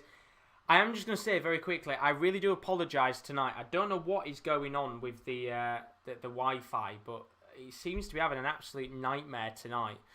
So if there is lag, please do give me a heads up in the chat, because if it gets too bad where it's unwatchable, I might just have to end the stream early, which is very, very annoying if I have to. We had the same problem yesterday, and I don't know what's going on with the Wi-Fi overall. But if it is bad, give me a heads up in the chat, and I will have to maybe stop the stream, which is really, really frustrating. Give me 2 seconds here. Apologies about this. I don't know what is going on. Hopefully it's alright. Do give me a heads up in the chat if the lag is gone. As I said, I do apologise. I don't know what's going on tonight. If it keeps going the way it is, I don't want to end the stream early, but we might just have to weather the storm for now and keep rolling on. But let's talk about the game that we watched a moment ago between Rob Cross and Dimitri Vandenberg. And, well, it was one of those games where Rob Cross tonight finds himself in a really precarious position, as his Premier League status is on the line once again. And look, I mean, he played pretty alright again. I don't personally think, in my opinion, we've had a bad performance from Rob Cross in the competition so far. When you look at his stats in the game, a 99.95 average, so very nearly averaged 100 again for the second night in a row, with a 66.67 checkout success, which is really good when you think about it, with 5 180s. As for Dimmy van den Berg, 101.17 average, only 46.67% on his checkouts, but that's good enough at this stage of the competition with a 1-2-4 checkout. But I've got to say, Dimmy van den Berg is a man to watch. We've spoken about him before on the channel, and we've said he is an incredible, incredible player to watch on his day. Still so young, and for me, he's the past, the present, and the future of the PDC. This Belgian is unstoppable right now, and I really do think he could become potentially, the world's best player in the future. He's such an honest guy. He's a very brilliant character in the world of darts, and he's a ruthless bloody dart player. He's bloody good, and I hope that in the future he can continue on in this vein, because he will be up there. Currently ranked 9th in the world. I think he will go up in the PDC rankings in the future with some of the other tournaments going on. Of course, we know that this event doesn't actually affect the PDC order of merit. But look, a brilliant performance tonight. As for Rob Cross, he finds himself in a very worrying position. That's now 3 defeats in a row, if we include the other game before we had the break. And I think Rob Cross here is going to have to start worrying about the fact, is he going to win the Premier League by the end of this? Because he's got to hope tonight that Peter Wright gets a result against James Wade. Or if he doesn't, then James Wade will be putting himself right in the picture for survival. And Rob Cross will find himself in a position that he was in last year, which was fighting for survival until the very, very end. But look, it's going to be one of those where I think it will go down to the wire, I hope. I think it's going to be a race between Rob Cross and James Wade for who survives. But we'll have to find out and see what happens in the last 2 nights of action in the Premier League of darts. But once again, I will apologise for the lag as well. I know there'll be little points in the stream where it's going to lag. If it does get too bad, hopefully we can sort it out. But it just seems to be an absolute nightmare tonight for lag. It's so frustrating. But Vinciel Amino saying he doesn't notice anything, which is good. As long as you guys aren't noticing it, then it's not too much of a problem. But I know when I'm looking at my stream, sometimes it is like very jittery, I think is the best way to put it. But yeah, that was the game between Dimitri van den Berg and Rob Cross. We've got 3 other games still to come tonight. The next game is going to see Nathan Aspinall up against Jonny Clayton. We will, of course, be talking about that game in a little moment's time. We've got Peter Wright coming up against James Wade. That game is now very detrimental to the fact that Rob Cross is actually now in the drop zone for the Premier League. James Wade goes out of the bottom 2, although he hasn't played yet, which therefore means that he could drop back in depending on the result against Peter Wright later on. And then the final game of the night, it's the darting El Clasico, Van Gerwen against Gary Anderson, the 2 world champions up against each other in a fantastic game. And Buchanan reports that's where's the can of gin. We're on our second one. We're halfway through this one, so we will get through it, no doubt. But 2-7-4 results on the night already, which is very interesting. Maybe we might have a full night of 7-4s. We'll have to see. But let's move on to the next game of the night now. That is going to be Nathan Aspinall up against Jonny Clayton, which I'm hoping here I can just very quickly change the scoreboard around for this next game. And this is a very exciting one. Nathan Aspinall yesterday with a fantastic result against Peter Wright. 105 average. Peter Wright, in his defence, played very well as well. I think he averaged around about the 100 mark, 102 or 103 if I can remember off the top of my head. But Nathan Aspinall, as I said, for me, I am very surprised with the odds that the bookies are giving him in terms of where he's likely to finish. But overall, you've got to say he's been fantastic and a really good addition to the Premier League. He has brought something to the table in the last 2 seasons that has really regimented him as a player who deserves to be here. And more importantly, as a player who deserves to be high up in the rankings. I mean, he's 10th in the world right now. And again, just like Dimmy van den Berg, he is part of the past, present and the future of the Premier League, especially with how young he is. And he's also the past, present and the future of the PDC, let's not forget. As for Jonny Clayton, a debutant again, another player which has found himself in the top 4 of the Premier League of darts.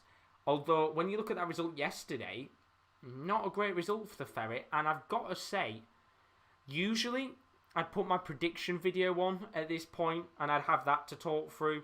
But with the lag tonight, I don't want to put it on and risk the stream blowing up, on my laptop blowing up, and then the money that I won tonight I'm having to spend on a new laptop. But I think this is going to be a tough game for Jonny Clayton, and I've got a feeling tonight he might find himself in a position where he's actually lost 2 games on the bounce. And we've said it every single stream that the Premier League is always about consistency usually, but now it's about form. And you could go and you could win the first 5 games of the Premier League. You could have gone the entire week and won all 5. You could then easily get into these next games, lose all 4, and then get relegated. That's the magic of the Premier League, and that's why it's so exciting to watch. And I am really looking forward to this game, which will be in just a few minutes' time. But don't forget to put your predictions down in the chat. As we've said before, everybody has lost on the Super 6. There are no winners tonight, which therefore means that the prize pot rolls over, and tomorrow's prize pot will be £15. Remember, when the prize isn't won, the pot will roll over, which means tomorrow 15 quid is on the line in the Super 6. If you want to take part in Super 6, don't forget you can follow our social media where we tweet out the Super 6 on our Twitter, which is at @_top corner. Highly do go recommend checking that out. We tweet out a few hours before we go live with the Super 6 there. You can also check out our Instagram, which is _sports corner_. That's another place where we tweet out when we go live on YouTube. Highly worth checking that out indeed. And then we also have a website, which is the sports-corner.com. It's a little bit quiet on there right now, but don't you worry. It will be getting very busy very soon. I think Will is going to be doing a lot of NFL draft content as we do get very, very close to that time of the year again. In fact, I think it might actually be this week when the NFL draft begins, if I'm correct. So we'll be putting a lot of content up there if you're a big NFL fan. So really, highly do recommend going and checking that out if you haven't already. But Daz has asked, should I have a bottle or a tin of beer? Have a tin of beer, why not? Go for a tin tonight, Daz. And if you've got any questions or anything you want to ask us in the stream, it doesn't have to be about the darts. It can be about the football. It can be about the Super League. Then do put your comments in the chat tonight. Here at the Sports Corner, it's always about getting you guys involved in the streams, having these debates, debates is probably the word I wanted to use in the end, but being able to talk about all of the stuff going on in the world right now, it's fantastic indeed to get your thoughts and opinions on the Premier League of darts or on the Super League. But the news has actually come out as well in the last few minutes, official confirmation that the Juventus, I think it's the vice president or Angeli, will actually be resigning from his role as the Juventus chairman, basically. So he has been pretty much booted out the door. If I'm being honest with you, he wouldn't have wanted to have resigned in the way that he has, but he's resigned. And there are now calls for the president of Real Madrid to resign tonight as well, which is Florentino Perez.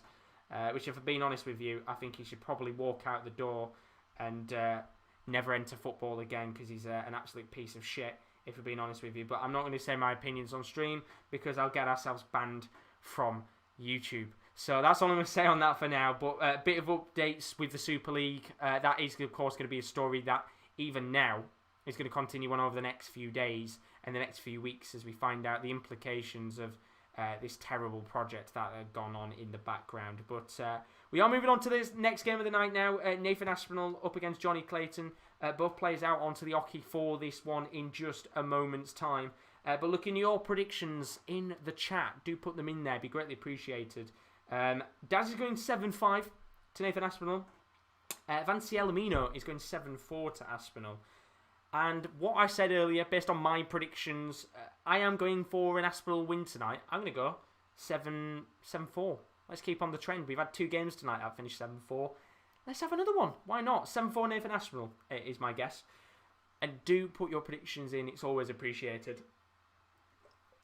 And when we actually look at the players and where they're predicted to be in the Premier League this season, you can see that, as it stands, Jonny Clayton, according to Sky Bet, is actually 5-1 to win the Premier League as it currently stands, which is bonkers because his odds, considering he lost yesterday, actually improved, and that's probably all thanks to the fact that Peter Wright lost as well. So Jonny Clayton is the second, or joint second favourite to go on and win the Premier League as it stands. I'm pretty sure that will change tonight if he loses the second game. And then, as I said before, if you didn't put money down yesterday, I was basically saying, if I was to put down a bet and have a punt on who I was going to think was maybe going to be with an inside shout of winning the Premier League, then Nathan Aspinall was 14-1 yesterday in the Premier League of darts to win the competition. Sky Bets decreased their odds yesterday. He's now 10-1 to win the Premier League, and I still think that is a fantastic set of odds to put your money down if you're thinking of maybe having a punt. And then the semi-final odds as well. This is to just reach the final four. As you can see, Jonny Clayton 8-13 to get into the semi-finals, so quite good odds, you have to admit, in terms of his position so far in the Premier League. And then, of course, Nathan Aspinall 6-5 to reach the semi-finals. So you're not necessarily going to make a great deal of money putting your predictions on the table for who's going to reach the semi-final. But I would say 10-1 for Aspinall to win it is not too bad. I don't know if you can cash it out, but if you can find a website where you can maybe cash it out as he makes his run in the tournament, then maybe if he makes the final four, his cash out might just go up a little bit. But we're about to get underway with this game. Nathan Aspinall, Jonny Clayton in a clash of the Titans. As it stands with the table, this was before the night started. Jonny Clayton was sat in 4th on 7 points with 2 defeats, 3 wins and a draw. Nathan Aspinall only losing 1 game in the Premier League so far, and what a win it was last night with 105 average against Peter Wright. But the top 4 might be around to change tonight, depending on the result in this game. We saw Van den Berg a few minutes ago get 2 points on the board, which regiments his spot at the top of the Premier League. But will we have someone else be up there with him tonight? Will it be another one of the debutants in Jonny Clayton?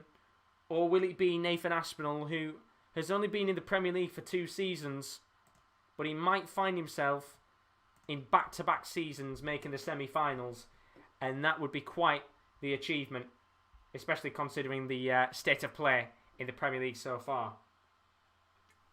So Jonny Clayton is down to 161. Aspinall down at 295. So the advantage is with Jonny Clayton here. And as we said yesterday, the one thing I do like about Nathan Aspinall's darts in comparison to the rest of the pack is that towards the bottom of the tip of his darts, he has a very, very chunky kind of bottom end of his dart. And you can see in comparison to Jonny Clayton's darts, Clayton's darts are very skinny, which I assume, of course, you want to try and make them skinny so you can get most of the betters. There's a chance here for a 157 checkout on tops for Aspinall, but he just can't get it.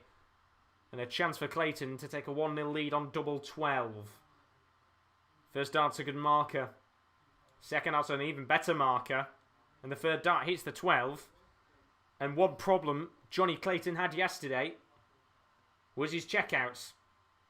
And it really cost him massively as Aspinall checks out tops for a 1-0 lead in this game. And you just feel tonight that Jonny Clayton has got to improve on his checkouts, or else Nathan Aspinall could walk away with this game in quite convincing fashion, especially with how Aspinall was checking out yesterday. It was a brilliant performance from the Asp. But Jonny, he might be able to get high 100+ averages, but if he can't finish, then Nathan Aspinall will punish you in style, because that's just the player that he is. But as I said before, you can see with Clayton's darts, very, very light and skinny at the bottom, but Aspinall's darts are very chunky, and I feel like maybe it might be able to help him when the darts are very close to each other, that they can bounce into maybe the treble 20 spot. As Tony's predicting 7-5 to Jonny tonight. So Tony's going to back go Jonny. One of the only players this season in the Premier League to get a 9-darter. As Aspinall switches for treble 18s and gets 3 of them, which is brilliant. And fair play. As Jonny Clayton's at 181 here. Aspinall at 145. Clayton gets 97 to leave 84. So chance here for a ton plus finish again for Aspinall. Gets 20. Which means he's not going to be able to check out here. And Jonny Clayton with a chance to check out on 84. Treble 20, double 12. To make it 1-all in this game. 1 dart at double. And he doesn't get it in the end. It was actually at the bull, sorry. He didn't get it, hit the outer bull. So a chance here to check out the 79. Treble 18, 2 darts at double 12 for a 2-0 lead. And it is indeed a 2-0 lead for Nathan Aspinall. Brilliant, brilliant finishing from the Asp. As he looks to get a foothold in this tie. And that's exactly what he wants. You know what Aspinall's like? He's a man that is geared on passion and driven by motivation in this game. And he's certainly giving it his best shot right now to beat the Ferret in style. As Zavix is in the building. How are we doing, my friend? Hope you're all good. Hope you've enjoyed tonight's action in the Premier League so far. And, I mean, Aspinall, if he can continue on in the same vein as he did yesterday, then we should be in for a pretty decent game overall. And in fact, when you look at the averages right now, Jonny Clayton averaging 96. Nathan Aspinall averaging 97. He's certainly trying to get his average over the 100 here, but he just can't right now. As Clayton averages 261. Aspinall 301. Apologies if there was any lag there. I don't know what is going on tonight. The Wi-Fi has shat the bed. So Aspinall 201 here. Clayton 161. Treble 20, treble 17 bull. Although it might be a chance here for a 180. Which he's not going to get, Aspinall. He will go for the 19s instead. And a chance here for Clayton at the 161, which he's going to have to take out. Which he's not going to. So a chance for Aspinall to make it 3-0 in the game if he can check out 62. Hopefully the lag has gone. I apologise once again if it has been lagging. But he's got 1 dart at double 16 here for Aspinall, which he doesn't get. So a chance now for Clayton to get the first leg on the board in this game. Treble 16, double 8. 64 checkout, and you already feel at this stage of the game that this is a massive moment in the match. And he gets it. So Jonny Clayton gets a leg on the board in this game. It's 2-1 in the match. The dart slap bang into the middle of the top's bed. And that is the leg that Jonny Clayton so desperately needed on the board to get himself back into this game. It's exactly what you need at this stage. I think if Nathan Aspinall had gone 3 up as he gets a 180 response. Brilliant response from Nathan for the first 180 of the game. So Nathan Aspinall, hoping here he can get another 2-leg lead in the game. Maybe even a 9-darter chance, which he won't get unfortunately as he hits 20 with his first dart. And after hitting a 180, he only gets himself 21 after one of his darts falls out of the board. And the advantage here might be back with Jonny Clayton to make it 2 legs all in this game. As Clayton averages 101. And Aspinall was averaging over 100, but his average dropped under the 100 mark. Now down to 96. After his dart did fall out of the board. Really awkward for him as well. Not much space to put into the treble 20 bed. He tried his hardest, but ultimately his dart just got stuck in between his other two. And fell out of the board. And although saying that, Clayton with a massive chance only gets 45 and allows Aspinall back into it here. Although Aspinall's made a mess himself and only gets 40 to leave 160. So both players on 160 now. Even game this one. Might need another treble 20 here, Clayton, which he's not going to get. So no checkout opportunity. But he will leave 75. And Aspinall at 160 might have a chance of his own for a ton plus finish. What can Aspinall do here? Gets to 20. So no checkout there for Aspinall either. But he will leave 68. And pressure now on Clayton to check out 75. Treble 17, double 12 needed. Gets the treble 17. 2 darts at double 12. 1 dart at double 6, and he doesn't get it. Which means Nathan Aspinall now coming back. And a massive chance here to take back a 2-leg lead. To check out 68. Gets 20. Gets 16. 1 dart at double 16, which is what he gets. And it's a 3-1 lead for Nathan Aspinall in this game. And Jonny Clayton will find himself under some pressure. And a very good response from Nathan. In a moment where you thought just maybe Jonny Clayton might have been able to get himself back into the match. But he can't. And Nathan Aspinall now finds himself with the 2-leg advantage again in this game. I'm hoping I can try and sort out the lag a little bit here. Hopefully I can get rid of it a bit. I don't know what's going on, but I'm just trying to get rid of a few of the things on the screen because I know it keeps coming up saying it's lagging. I apologise if it is. Hopefully, if I get rid of a few things on the screen or on my desktop for now, it should sort that problem out. But thank you for those of you that have stayed with the lag. And as I said, once again, I do apologise for any lag issues. As Jonny Clayton here at 3:01. Aspinall at 3:05 gets himself down to 180. A 140 here maybe for Clayton would be quite imperative, although 180 would do, which is what he'll get. And that is perfect timing for Jonny Clayton. As John Kenny is in the building. How are you doing, my friend? Thank you very much for joining us. And Clayton now might be in the driving seat here to make it 3-2 in this game. As Clayton gets 75 to leave 105. Sorry, Aspinall gets 75 to leave 105. Treble 17, Bull for 3-2. Brilliant 1-2-1 finish. And look at that reaction from Jonny Clayton. A nod of approval from the Asp. Because the Ferret with a fine 1-2-1 finish. And that is a real pure emotion from Jonny Clayton. He needed something in this game to get himself back into it. And that might be the moment in the match which allows Jonny Clayton the chance to get back into this game. But Aspinall responds with a 172, I think. Or maybe for a 9-darter, Aspinall. As apparently it's not lagging. That's all good then. I can put my feet up and not worry. Thank you guys for keeping us up to date. As we have 4 perfect darts. 5 perfect darts. But not a 6, sadly. So no 9-darter chance. As he hits 20 with his last dart. But Aspinall down to 184 here. And just trying to get his average back up to the 100 mark. Clayton averaging 102, but Clayton at 101 here. He might have to take it out depending on what Aspinall gets, but he only gets 60 to leave 124. So advantage Clayton to make it 3-all.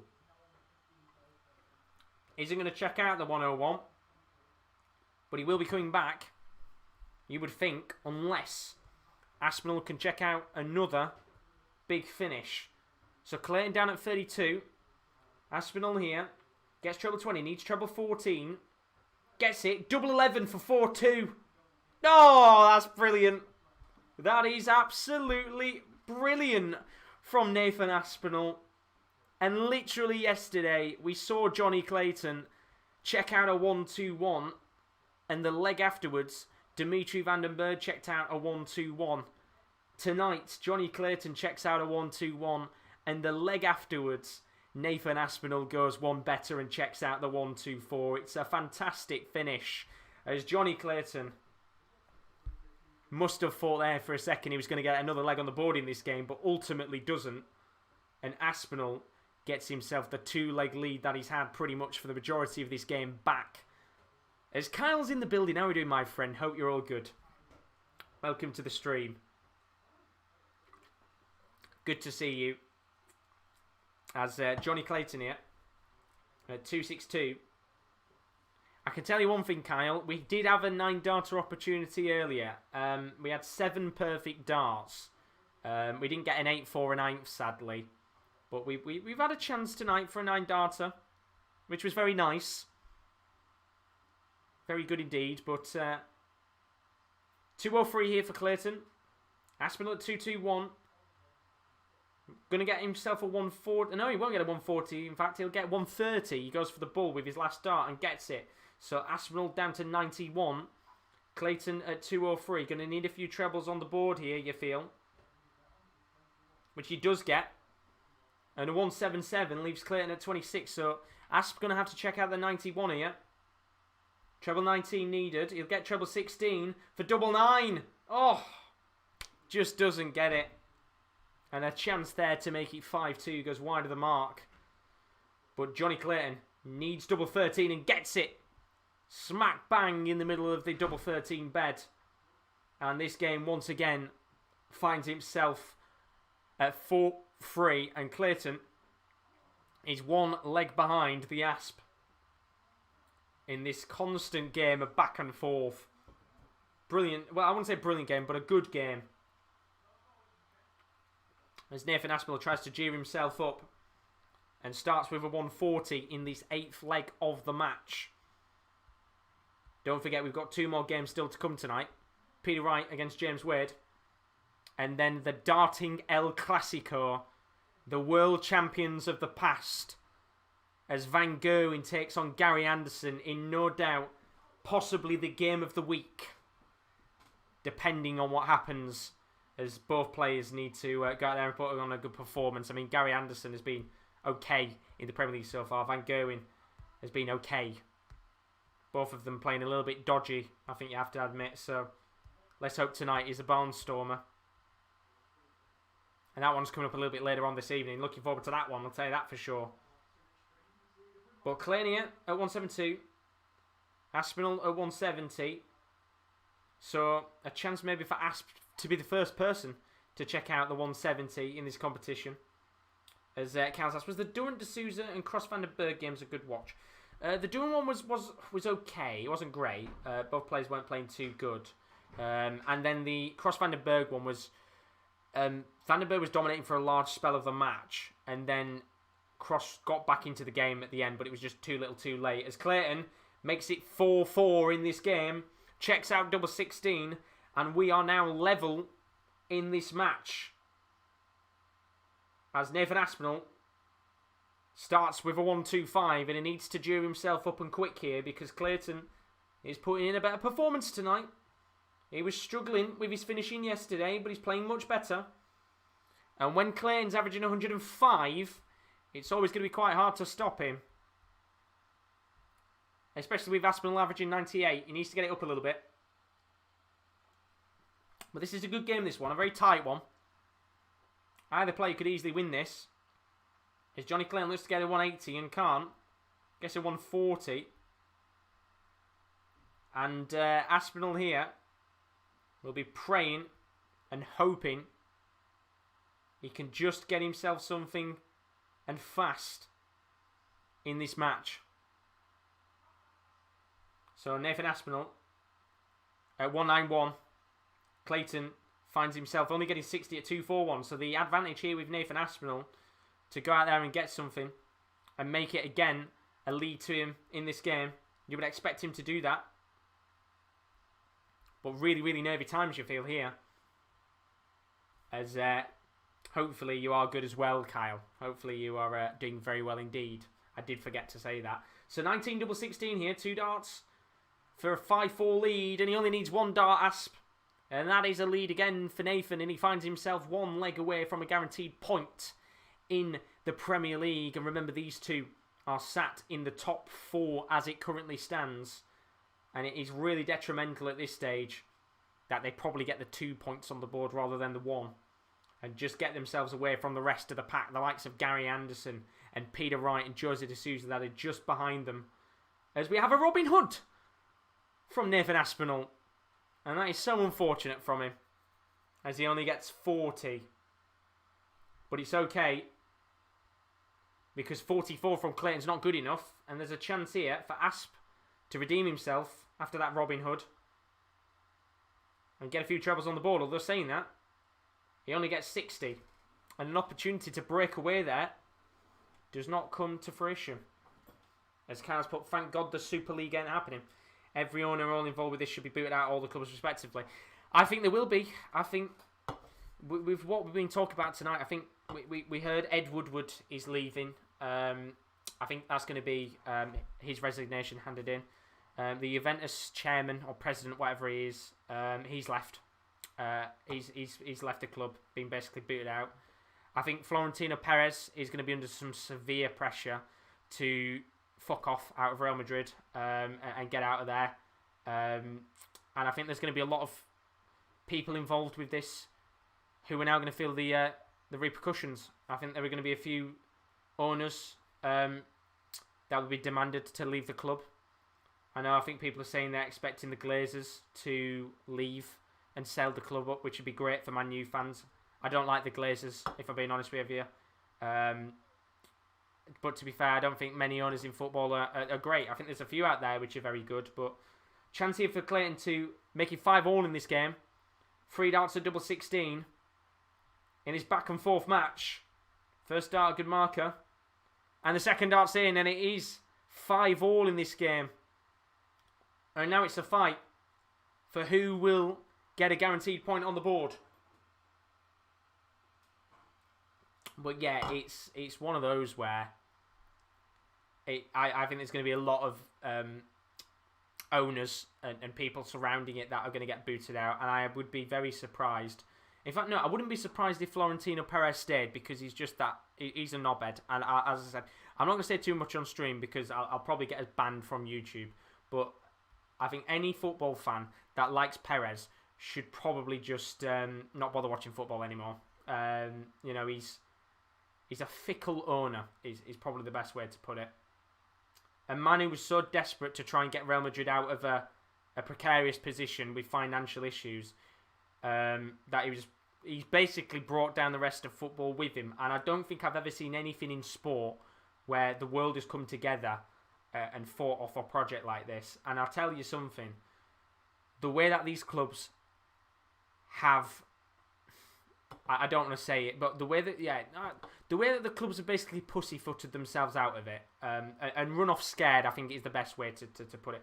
The way that they've ran off and backtracked on their project after 3 days just shows how awful these owners are and how weak that the people surrounding the Super League are to backtrack so quickly. But it's brilliant news for football. Brilliant news for football, and it's a time for celebration.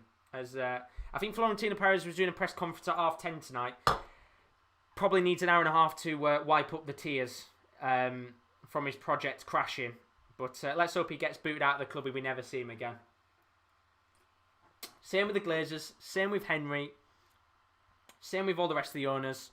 Get him out. As Clayton finds himself 6-5 down, and Aspinall gets his point on the board, checks out on double 16. And that is a fantastic point for Nathan Aspinall, a well-deserved one, I feel, as Jonny Clayton now finds himself under some severe pressure to win the next leg to get a point on the board, or else he will be going 2 defeats on the bounce, which will certainly be very, very disappointing for him. As Cal's put, I'm Grand Josh, thank you for asking. Thought I'd enjoy a bit of Scottish Championship football. Wasn't the greatest watch, so decided to give up a few minutes and join you for the darts. We love to see it. The dedication. Go on, my friend. Who needs the Scottish Championship right now when the darts is on? But I think here, Nathan Aspinall might have actually just dropped a really good opportunity to get another point on the board. He finds himself at 380. Clayton all the way down at 297. And you just feel here, there's a real chance for Clayton to get a point on the board here. Although saying that, he only gets 59. So if Aspinall can get a few trebles on the board, which he does, he gets a 180. And he's right back in this game with 3 180s in this match. An average for Jonny Clayton is literally 100 bang on right now. As Chloe's put, I'm just happy that I got the prediction for the Dimitri game right. The funny thing about my prediction so far is I've got the winners of every game right, but not the right score. You should put an acca on it. You should put some money on it, Chloe. You've got them pretty much bang on, haven't you? As double 16 here for Jonny Clayton for a 104 checkout. He's not going to get it, which means Nathan Aspinall here has 2 darts at tops to get a 7-5 victory needs it and doesn't get it. And now a chance here for Jonny Clayton to seal a point. He's got 3 darts at double 16. And this is a massive point in the fight for the top 4. First dart doesn't hit. Second dart hits. And in a game where it was a battle of the 2 players in the top 4 fighting for the semi-finals, it ends in a draw, and a draw that was fairly deserved. Both players played very, very well indeed, and it was a topsy-turvy game where Aspinall had many opportunities in the match to take a 2-leg lead, but Jonny Clayton kept fighting back, and I think both players at this stage will be fairly content with a point on the board. But for the rest of the pack in the Premier League, the likes of Gary Anderson and Peter Wright, they'll be looking on quite positive, thinking they might have a good chance to drive themselves into the top 4 a little bit later on tonight. But if you've missed the rest of the games this evening, let's have a look at the order of play on the right-hand side of the screen. And it all started tonight with Glen Durrant up against Jose de Souza. That game ended 7-4 to the special one. Glen Durrant played probably his best starts of the tournament so far, but couldn't get anything in the end against a de Souza who was struggling himself. As for Rob Cross and Vandenberg, it was a 7-4 win for Dimitri. Another quality performance tonight from the Belgian, who averaged once again over 100 and beat Rob Cross in pretty convincing fashion. And then we saw a moment ago Nathan Aspinall in a 6-6 draw against Jonny Clayton, as both players look to get a position in the top 4 cemented over the next few nights. Don't forget, there are a load of you in the stream tonight. If you are new, please don't forget to leave a like and subscription on the channel. We have got a whole host of content to come on our YouTube channel over the next few weeks, including a live debate that I think we might be doing tomorrow morning or afternoon, centred around the European Super League. We've had breaking news, of course, come out tonight. For those of you that maybe don't know already, where have you been? That the European Super League will not be happening now, and that a lot of the clubs have basically withdrawn from the competition. Some of those including Chelsea and Manchester United. Because of this, we've had a whole host of staff members resigning. Ed Woodward being one of them at Manchester United.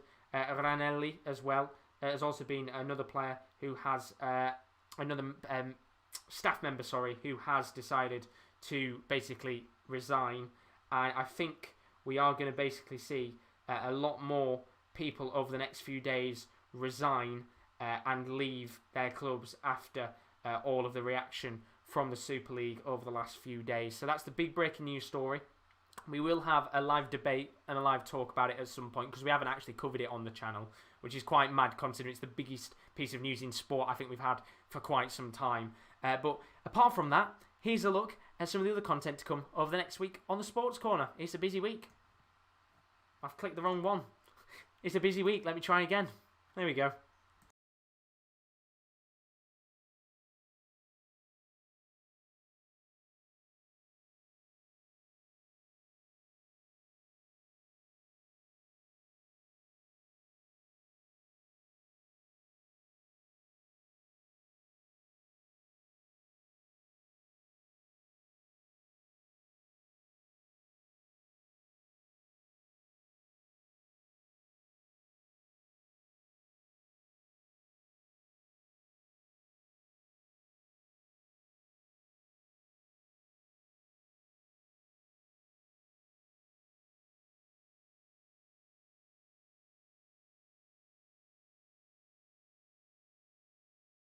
So there's a look at some of the content on the Sports Corner over the next week. As we said, it is a little bit quieter on the channel over the next couple of days. As you can see, tomorrow we've got a big live stream with the Bundesliga. 4 big games taking place in Germany, so don't miss out on that if you're a massive fan of the Bundesliga. We'll have the rest of the Sports Corner team covering that.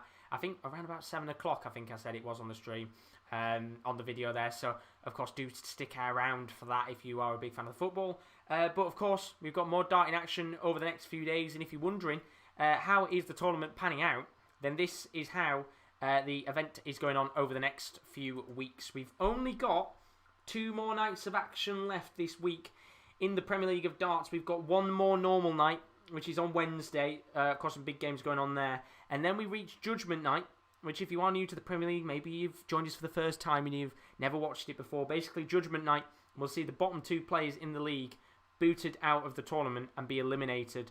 We already know tonight Glen Durrant's elimination has been confirmed, so he will not be here when we come back in May. However, there is one more player still to be booted out of the tournament, and we will find out who that is by around about 10 o'clock on Thursday night. We'll then have a 2-week break, and then we'll be back with the last 8, and they'll all be fighting it out for the final 4 spots in the semi-final. We'll have that break, as I said. We'll be back on the 5th of May. That will be from Wednesday to Friday, so only 3 nights of action for nights 10 to 12. And then again, we get another 2-week break. There's not much darts going on, to be honest with you, even though it has been, 17 nights of it. We'll have that 2-week break. We'll be back on the 24th for the last week of action, and what a week it's going to be indeed. 24th to the 27th, Monday to Thursday, nights 13 to 16. That's going to be the normal nights. And then, of course, Friday 28th of May, we'll know who the last 4 players are in the final. And then we'll have to see who wins the Premier League of Darts at the end of next month. So when you look at it in respect, not a great deal of darts actually to come over the next few weeks. There's going to be more breaks than there actually is play, which is a bit of a shame. But look, we've got plenty more to come. That is for sure. Looking at what you guys have been saying in the chat. Chloe saying, well, I thought Aspinall was going to win. So that's my first wrong result of the night. Might have jinxed you now. Apologies, Chloe. And then she says, I think the big question for the next 2 nights is, will Durant get a point? Let's hope he does. It'd be nice if he could get at least 1 on the board and not end the Premier League with 0 points overall. Daz has asked, when's the next wrestling podcast? I'm not going to lie to you, mate. I have got absolutely no idea. Usually, Rowan and Simon tend to sort that out, but I know it's been a little bit quiet with the wrestling content over the last few weeks, but I will try and find out for you. But I know there is going to be a lot more wrestling content to come, because Rowan has got a lot of wrestling content I think he was working on over the next few weeks, so do stick around for that if you're a big wrestling fan as well. But let's talk about that game between Nathan Aspinall and Jonny Clayton. Hopefully it doesn't lag out here as it usually does. But this game, as I said, I think a point is very deserved. Both players in the top 4. As it stands, Nathan Aspinall in 2nd on 9 points. Jonny Clayton in 4th on 8 points. As I said, if you're Jose de Souza, Gary Anderson or Peter Wright, you're absolutely buzzing with that result, because you could actually get yourself into the top 4 by the end of this evening.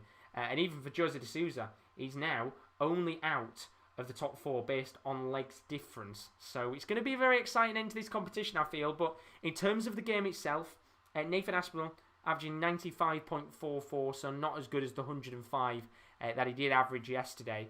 But he did get a 1-2-4 checkout, which was the highest in the game, and that was literally 1 leg after Jonny Clayton hit a 1-2-1.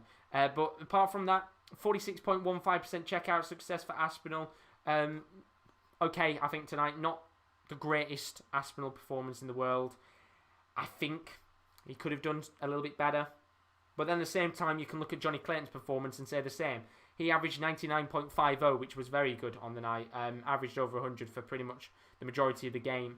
40% on checkouts, which is certainly an improvement on the 17% that he had yesterday. 6 out of 15 on doubles with a 1-2-1 checkout. But look, I think when you look at that game overall, both players will be, I think, happy or content is probably the best way to put it, with a point. At this stage of the competition, we've got another 9 nights to go. So we are a long, long way away from knowing who's going to be in that top 4.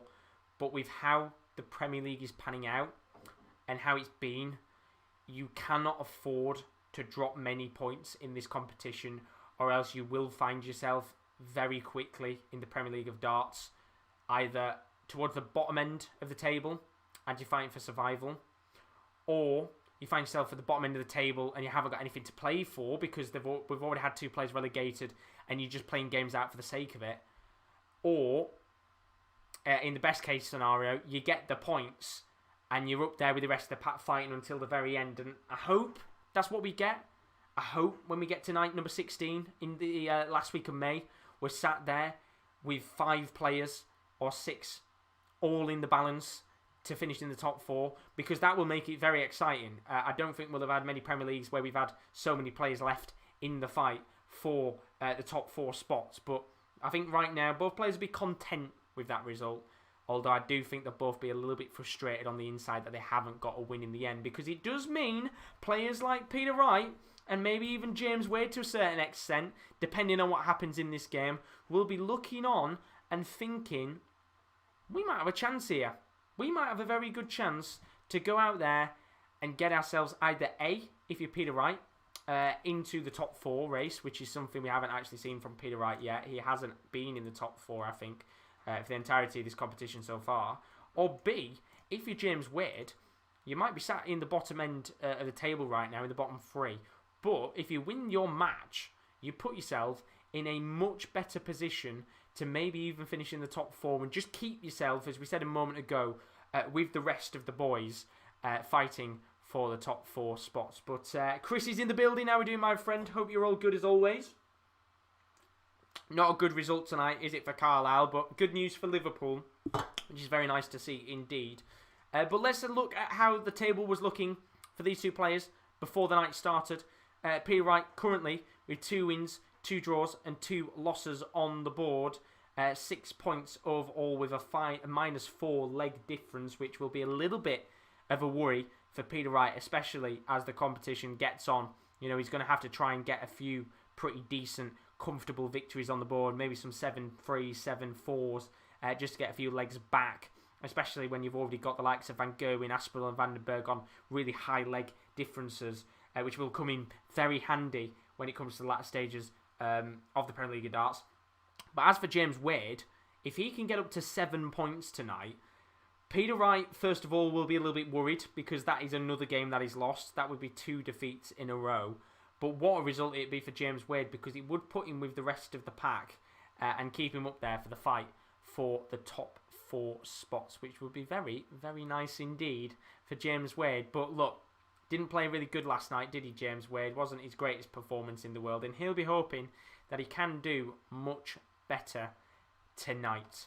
Now, as we said earlier, Super 6 going on the Sports Corner over the next week. We have no winners tonight, which means our prize pot will roll over tomorrow, and our prize pot will increase to £15. Of course, each night that prize pot will increase over the next week, so you might have a chance to win 20 quid by Thursday night. If you do want to take part in the Super 6, it's completely free to play in, and why not get involved? It's free cash at the end of the day. If you do want to get involved, then I would highly recommend checking out our social media links. Our Twitter is @_top corner, and our Instagram is _sportscorner_. I would highly recommend checking out our Twitter, because that is where we are posting up our Super 6 competition. And then there is also our website, which is a little bit quiet right now. That is thesports-corner.com. But we will be having a lot more content go up over the next few weeks. We might have some wrestling content going up there from Rowan. We might have some more footballing content, which I might write up myself. But we will also have a whole host of NFL content as the draft season slowly becomes... I think it might actually be draft season now. It's in the next week or two, I think. But we'll have a whole host of content from Will as the season slowly comes closer and closer. So do check out the website if you haven't already. And as I said, do check out our Twitter for the Super 6. You must be following on Twitter as well if you're going to play a part on Twitter in the end. But we're about to get into our next game of the night. Just getting ready for that. John McDonald, of course, talking through the usual pleasantries as he always has to. But Chris, hope you're all good, my friend. He's put everyone pulling out. Far as I'm concerned, still not getting pat on the back from me.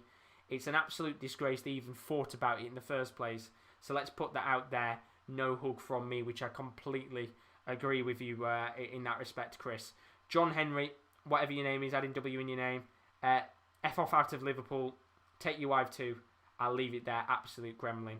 Yeah, as I said, we will be doing a live stream, I think, at some point. I might do a live stream tomorrow where, you know, we can really just vent the frustrations on the Super League. But I would love to do a debate on the Super League and look at the few positives that the Super League had. Look at the, of course, pleasantry, not pleasantry, the long list of negatives that the competition has as well.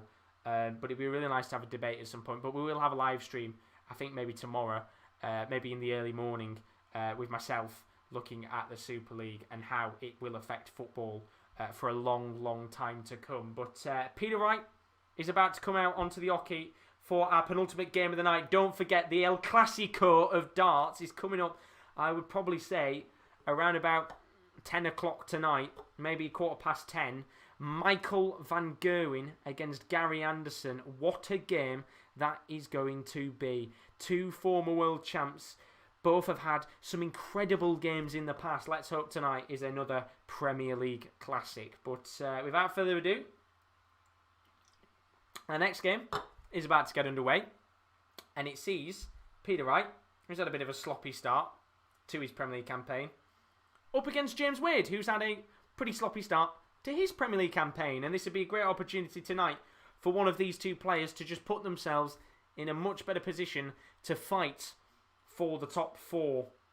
And I mean, when you look at the Premier League table as well, if they were to pick up a draw tonight, then it would put probably both players in quite a bad position. I mean, Peter Wright would only be 1 point away from the top four, but there would start to be a gap that's beginning to build with the likes of Vandenberg and Aspinall at the very top. But if Wade was to win, 7 points would be good for him. Peter Wright was to win, 8 points would be massive, but his leg difference is letting him down right now. So realistically tonight, the best result for Peter Wright would be a 7-1, 7-2, 7-3 and get those leg differences back. And in fact, a stat for you, both players have the highest checkout percentage in the tournament when their opponents are waiting on a double. So there is a little stat from you from the Darts Oracle, bringing plenty of stats to the table over the last few weeks of this tournament, or days at the very least, if we're being honest. We're about to get ready. George Noble, the referee in this game, and both players, I mean, the pleasantries at the start there, shaking hands as Peter Wright and James Wade get us underway with the third game of the night in the Premier League. And look, Peter Wright's changed his darts as he usually does. I thought he was going to stick with the darts that he used yesterday, because the very springy darts that he has used, I thought he played very well with. In fact, he averaged around about the 105 mark in that game. But he's opted to change up tonight, as he usually does. Let's see if it works out for him tonight. As for James Wade, well, we know what he does. He's the master of the finishing. Although saying that, he's not had many chances to win games so far, as he smacks in a 180 to start off. And that's the first 180 of this game. As welcome to the stream, Lizzie Liz. Hope you're all good. This is darts. Very different sport on the channel. As Peter Wright here, with a chance to get a 180 of his own, and he does. And that's two 180s on the board to start off this game. As Chris has said, he's been having the darts on too as well. I'm going to say you can't be missing the darts tonight now, could you? But chance here for a 1-3-6 finish for Peter Wright. Treble 20, treble 18, double 12 needed. Gets the treble 20, but he's not going to be able to check out here as his first dart was the 20. So a chance here for James Wade to check out 100. Treble 20, double 20. Gets a 20 to start. Goes for tops, tops. Gets tops first time, and then gets tops with his third dart. And that is a brilliant ton plus finish on the board from James Wade. Going 20 tops, tops. And a brilliant start to the match from a man who we know for years in the PDC has been one of the greatest players at checkouts. So consistent. And we've seen it time and time again. He's probably averaging around about the 45-50% checkout success mark in the competition overall. And even in games where he doesn't win, you always know he's going to be just behind you. And any opportunity that he gets under the 170 mark, usually he's going to take out. Because that is James Wade for you. But the question is, can you get that big result on the board tonight? Or will Peter Wright bounce back? But Chris has put in the chat, I think Durant played well tonight, which was nice. Shame he lost and officially relegated. He just needs to move on from this and prepare for the match play. I mean, look, at the end of the day now, all he's playing for is pride. But if he could go out there, get a point on the board, end this campaign without 0 points, then that, I think, is just a positive for him, that he hasn't ended it on 0 points. But Carl's saying, I'm surprised that one of the ITV stations ain't covering the darts. The only ones ITV cover are the Ladbrokes ones, usually. The Masters and the UK Open. They don't have the rights for the Premier League and that. Usually the biggest events, Sky Sports has. But I guess it's to do with probably money. But Chloe asking, do you think that he might maybe change his darts in the match? Potentially so. I mean, if James Wade goes 2-1 up here, which he's got a chance to check out 1-4-1, needs treble 20, which he isn't going to get. So he needs... well, in fact, he's not going to be able to check out, sorry. So, chance for Wright here to come back with a 107 check out. And this would be great. 2-ton plus finishers would be very good to start this match. So he needs treble 20, which he doesn't get. Which means treble 17, double 18. No chance there for Peter Wright. Wade will be coming back for a 2-0 lead on 41. And this would be the perfect start for James Wade. Gets the 1. So 2 darts at tops for a 2-0 lead. First dart misses, but he's a very good marker. And it is a perfect marker indeed, because James Wade, he uses that second dart just at the top of the outer rim of the double 20. And he guides his dart just to ricochet under his dart that was out of the rim of the tops. And it goes in. And it's 2-0 to James Wade. And this is the perfect start for the machine, who's been faulty in some stages of the competition. But he's looking very good so far as he smacks in a 140 to start off the third leg of this game. And if he could get a 3-0 lead in this early stage, then maybe you'd start to wonder whether Peter Wright would change his darts up halfway through here. Because he just hasn't really got going in this game so far.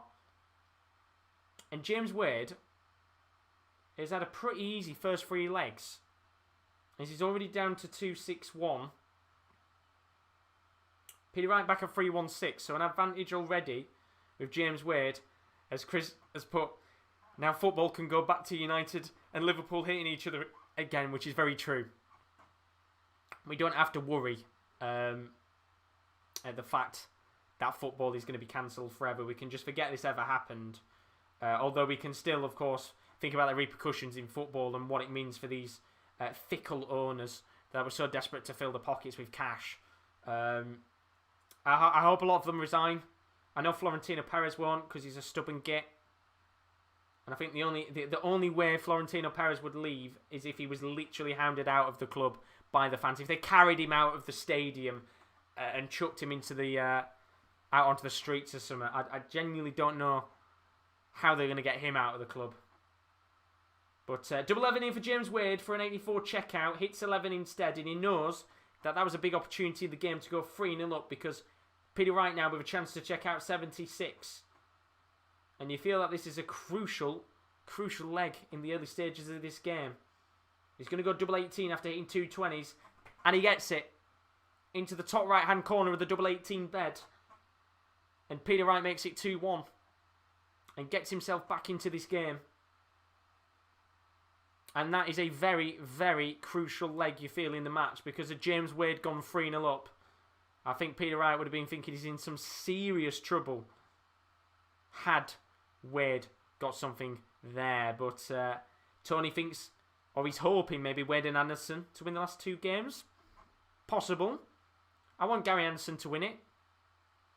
But James Wade averaging 105. Let's not forget he did average 105 yesterday and still lost his match. And then Peter Wright averaged 104, I think, in his game yesterday as well. So both continuing on where they left off. And Carl saying, it may take a while for me to forgive and respect Man U again. And that's fair. I think there's going to be a lot of clubs where fans will not forgive them easy. There'll be a lot of fans who will take some time to win back, which is understandable. And as I said, football will not be the same again. There's going to be a lot of changes, a lot of repercussions. And I mean, as Chris said, I still think clubs should be punished. And I agree with you. I think they should be punished. As Dad says, the 20 looks battered. It does. I don't know what it is with these boards in the PDC, but that board is ruined. And Simon Whitlow's not even playing tonight. He's usually the one who rips the board apart. As there's a chance here for a 180 for Peter Wright. He doesn't get it, but a 140 will do. But a chance here for James Wade to check out 93. Gets treble 19. So he needs double 18, which he gets. And he gets that 2-leg lead back. And all you're thinking in this game is James Wade just needs to make sure he does what Aspinall didn't. And just make sure he's always got a little bit of a foothold ahead of Peter Wright in this game. If he can get a 3-leg lead, then Peter Wright is going to have to make a comeback and a half. And even now it's going to be tricky with that 2-leg lead. But Wade's just got to keep kicking on here. Just make sure that he doesn't allow Peter Wright any opportunity to come back into this match. As Chris has put all the best to Barry Hearn, the legend. Absolutely, indeed. We spoke about it at the beginning of the stream. It's a deserved retirement from the man who's renovated darts for the best and made it a powerhouse in the world of sport. And no doubt Eddie Hearn will continue the Hearn legacy in the PDC for a long, long time to come. Which is... I'm very excited to see what Eddie does with it. Because there will be ideas maybe Eddie has that Barry hasn't. And hopefully he can continue on his dad's legacy. As James Wade averaging 107 right now in this game. He's down to 176 with Peter Wright at 182. So advantage to Peter in this 5th leg of the match. Currently averaging 101, Peter Wright. And I think he's looking to try and get another treble on the board, which he does. Gets a 140. So Peter Wright down to 42 here. James Wade not going to be able to check out. He's back at 176. So chance here for Peter Wright to get himself just 1 leg away again. And I mean, that was a brilliant 140 from Peter Wright then. As apparently still 0-0 to Chelsea. I forgot they were even playing tonight, if I was honest with you. As Peter Wright checks out 42 to make it 3-2 in this game. And the Snake is slowly slithering his way back into this match. He'll be hoping he can get it to 3-3 fairly quickly. And make sure that James Wade doesn't get that 2-leg advantage back. But yeah, I wonder if tonight, with the protests at Stamford Bridge, which was incredible, absolutely incredible, the turnout, the support, the passion from the fans, there wasn't any trouble. They all went there because they were passionate fans and they loved the game. And I wonder if that tonight was a major factor in Chelsea's decision to leave. And I think with Chelsea choosing to leave, that caused the domino effect for everybody to topple over. As Peter Wright has a chance here to get another 180, which he doesn't. But he's down to 2-2-1 after 6 starts. With James Wade back at 380. Tony Walker saying both Wade and White are top of the tables for checkouts. As James Wade does get a 180. And that's his 2nd of the game. James Wade free in the match. Who will be king tonight, Tony says. Well, that's the question. Quality player, James Wade, in terms of his finishing. You'd always expect him to be up there with the checkouts. And fair play to him. But Wade here with 100. He's down to 100. Peter Wright at 121. If you could check this out, this would be brilliant. Gets the treble 20. Needs treble 11 for double 14. He gets treble 8. Which means might be a happy accident here. He's going to leave, I think, he's going to leave 32, which is exactly what he does. So, Wright leaves 32. He's just got to hope here James Wade doesn't check out the 100 to get a 4-2 lead, which he's not going to do here unless he gets to the treble. No, sorry, he doesn't get it. He went tops again like he did before and doesn't get it. So, a chance here for Peter Wright to make it 3-3. On double 16. Which is what he gets. It's 3-all in the game. Double 16 checkout from Peter Wright. And he gets himself back into the match. In what's been a fairly good game so far. Both players playing very well indeed and continuing on from where they left off last night. But that 20 section of the board has been absolutely battered. It is completely chipped. As Peter Wright starts with a 1-3-4. So pressure on James Wade here to get a few trebles on the board. Apologies for yawning. Been a very busy day today, very tiring one. So James Wade, I wonder what he's feeling now. After having that two-leg advantage and allowing Peter Wright back into it, he's just got to make sure he doesn't allow the snake bite to get a bit of a foothold in the game. Or else this game could turn completely on its head. And you can see in terms of the leg-by-leg averages, James Wade has been pretty much hitting 100 average for the whole game so far. But Peter Wright's legs have just slowly improved as the game's continued on. Leg 5 averaged 107. Might have a chance for a 180 here, which is what he gets. And Peter Wright, he's down to 130. And that is the fourth 180 of this game. And he's hoping he can take the lead for the first time tonight. As James Wade responds with 140 of his own. 130 plays 161. And it's Peter Wright who'll try and check out his 130 here. Gets treble 20. Needs another one for double 5. He's going for the 18s route instead. I wonder if he's relying on the fact here that Wade doesn't check out the 161, which he's not going to be able to. So Peter Wright, a little bit lucky there. Very risky from Peter Wright to try and leave himself with a lower checkout, but he has. And double 16 here to take the lead and make it 4-3. First start's a good marker at the double 16. And it's a second dart, that's perfect. And it's 4-3 in this game, and Peter Wright leads in this topsy-turvy match.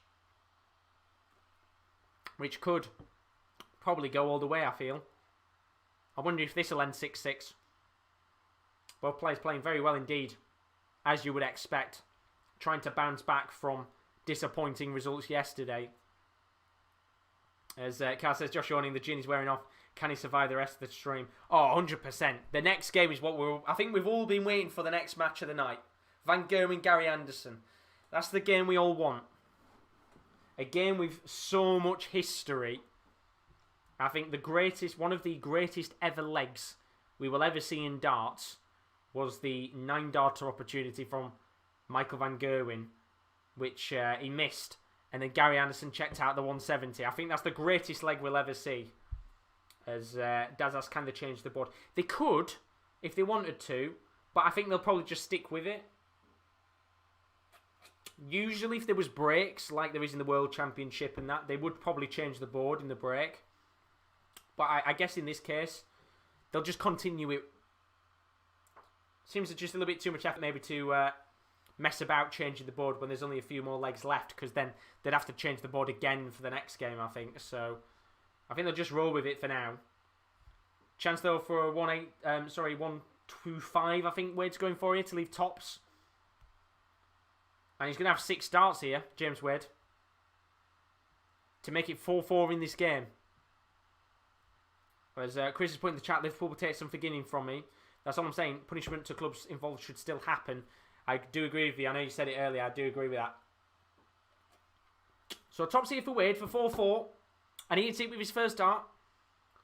And this topsy-turvy game continues with James Wade getting himself back into the match. Can he maybe take the lead in the game once again? And I mean, this is a very good game.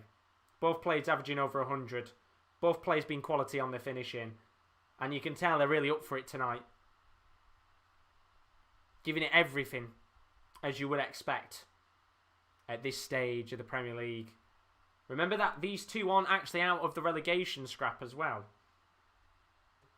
So they need to make sure that they get a bit of a distance within the next 2 nights, so we don't go into Judgment Night with the risk of Peter Wright being booted out, which would be humongous. As Peter Wright looks to get a 180 here. Doesn't, but gets a 140 to leave 301. James Wade back at 365. So he might need a few trebles here, just to get a bit of a distance between himself and Peter Wright. Which he does, gets a 140. And I mean, it's brilliant, isn't it? 106 average for Wade, 106.87, 102.48 for Wright. It's a very good game. That hopefully has still a few more twists and turns in it. As Peter Wright down to 201 here. James Wade in the driving seat. Really needs to get a treble on the board though, which he doesn't. Gets 65 in the end to get himself down to 160. Peter Wright back at 201. And he is going to be in checkout territory here. But James Wade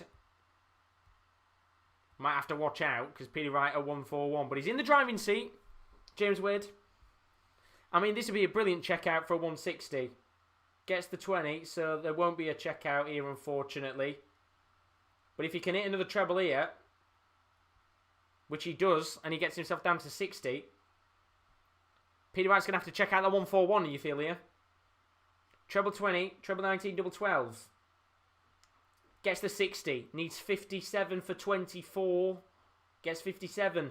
24 for a 141 checkout. Oh, just wide. Tried to get it into the top left-hand corner of the bed, but it always was looking to trickle away from the... I think it was the treble 12, wasn't it? Yeah. But James Wade here for a break of front. And a lead in the game, which is what he gets. With a finish on tops. And now James Wade finds himself one leg away from a guaranteed point. And this is a quality performance tonight from the machine. Who is switched on. He's focused. And two good performances.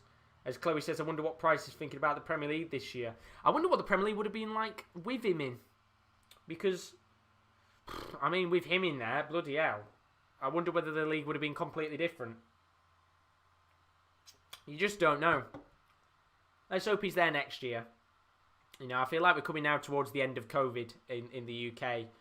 Or at least COVID being the main talk of the world. I think the Super League has taken every last bit of COVID news out of the way for a few days. So I guess that's a positive at the very least. But hopefully we can have him back in next year's Premier League. Because the next time we're going to see him is in the match play. He's not going to be there for the Super Series in Germany. I think. Unless anything changes. So we won't actually see him until the match play. Which I think I'm going to go to. So I won't be covering that on the channel, sadly. But James Wade down to 81 here. Peter Wright back at 384. Sorry, 394. Couldn't see because one of my wires is in the way. So treble 19, double 12 to make it 6-4 in this game. Starts off with a free Wade. Gets 18, which means he isn't going to check out, but not to worry, as he will be coming back. Probably with 6 darts in hand. As Chris says, Sunday wasn't my day at all. My house alarm went off eventually, got it sorted, and I had neighbours outside staring at the house and me, do you want a photo and want to buy it? And then Carl's for these darts tournament says, James Wade takes a 6-4 lead. Do the winners keep the actual trophy, or are they given a replica? Kind of like the Champions League. It's a replica, I think. I'm pretty sure it's a replica they get given. I know usually once they've lifted it, they're bloody quite quick to try and get it back. I think the amount of times where the World Championship's lifted and they want it back in their hands in about 2 seconds is unreal. Like, I think when Gerwyn Price lifted it, there was somebody just stood there waiting to get it. It's like, give him a chance. Give him a chance. He's literally just won it. He wants to hold the real thing. So James Wade, guaranteed a point here. Peter Wright needs to win 2 legs on the bounce now. I just don't think he's going to be able to here. I think James Wade might be on course to get a humongous victory. Not just for James Wade himself, but for the complexion of the Premier League.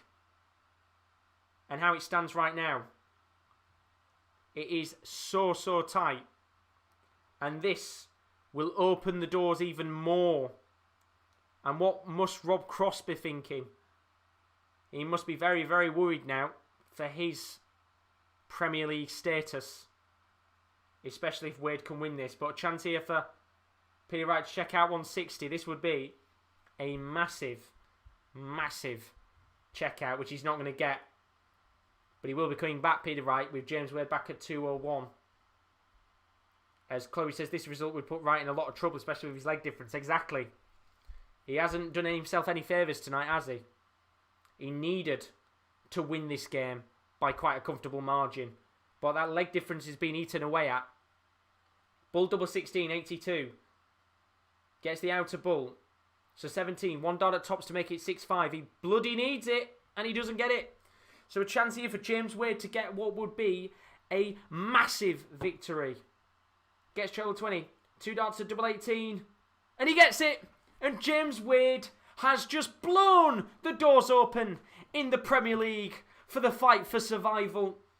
And in a time where the machine was so desperate to get a result on the board, he needed one tonight, especially with how the rest of the games were panning out. His survival was on the line, and my lord, did he put up a very good effort tonight to get the 2 points. And Peter Wright, who finds himself in a serious position to potentially be down there fighting for survival, loses again. And James Wade takes a 7-4 win on the night. And what a result that could be in terms of the table itself, because it is so close in terms of how it is right now. And as I said, for Rob Cross, the fact that you've now lost 3 on the bounce, he must surely be thinking to himself, I am in serious threat of going down. But Peter Wright, he'll be thinking the same. And we will talk about that game a little bit more in just a few moments' time and what that means for the actual Premier League table itself. But don't forget, if you are new to the stream, don't forget to leave a like and subscription if you have enjoyed tonight's content. We are covering the Premier League of Darts for the entirety of the competition. And we are also doing giveaways on the channel. We're doing our own Super 6 with the games. So there are chances to win some money on the channel as well. So stick about for that if you are interested in that. But looking at the rest of the games tonight, as you can see, Glen Durrant, he got himself another loss on the board against Jose de Souza. 7-4 win for de Souza on the night. It wasn't the greatest game in the world, if we're being honest with you, but it was an all-important 2 points for the special one that just puts him outside of the Premier League of Darts top 4 by leg difference, sorry. Rob Cross in a 7-4 defeat to Dimitri van den Berg. This is a costly result to Rob Cross. Really bad, especially after what we just witnessed a moment ago. Rob Cross now finds himself in a serious position to maybe be the man who gets relegated from the Premier League. And to only think that a few days ago he was sat in a very good position to maybe finish in the top 4. That's how the Premier League is right now. It's very tight indeed. Nathan Aspinall and Jonny Clayton in a 6-6 draw. It was a pretty good game overall. Both players deserved, I think, a point in the end, and Clayton will be very happy to make sure that he didn't go 2 games back-to-back with defeats. And then we did see a moment ago Peter Wright in a 7-4 defeat to James Wade. That game will be crucial to the Premier League table, which we'll talk about in a few moments' time. But let's have a look at the Premier League. We'll look at the Premier League table in a little bit. What we will do, though, is we'll actually have a look at what's to come on the channel over the next few days. As we said before, we've had news come out tonight in the world of football that the European Super League is now cancelled. It will not be taking place, I believe, in the next 45 minutes. Apparently, Florentino Perez was supposed to be holding a press conference regarding it. Hopefully, he announces his resignation as well from Real Madrid. But that's all the breaking news coming out from there. But let's take a look at what's to come on the channel in the next few days.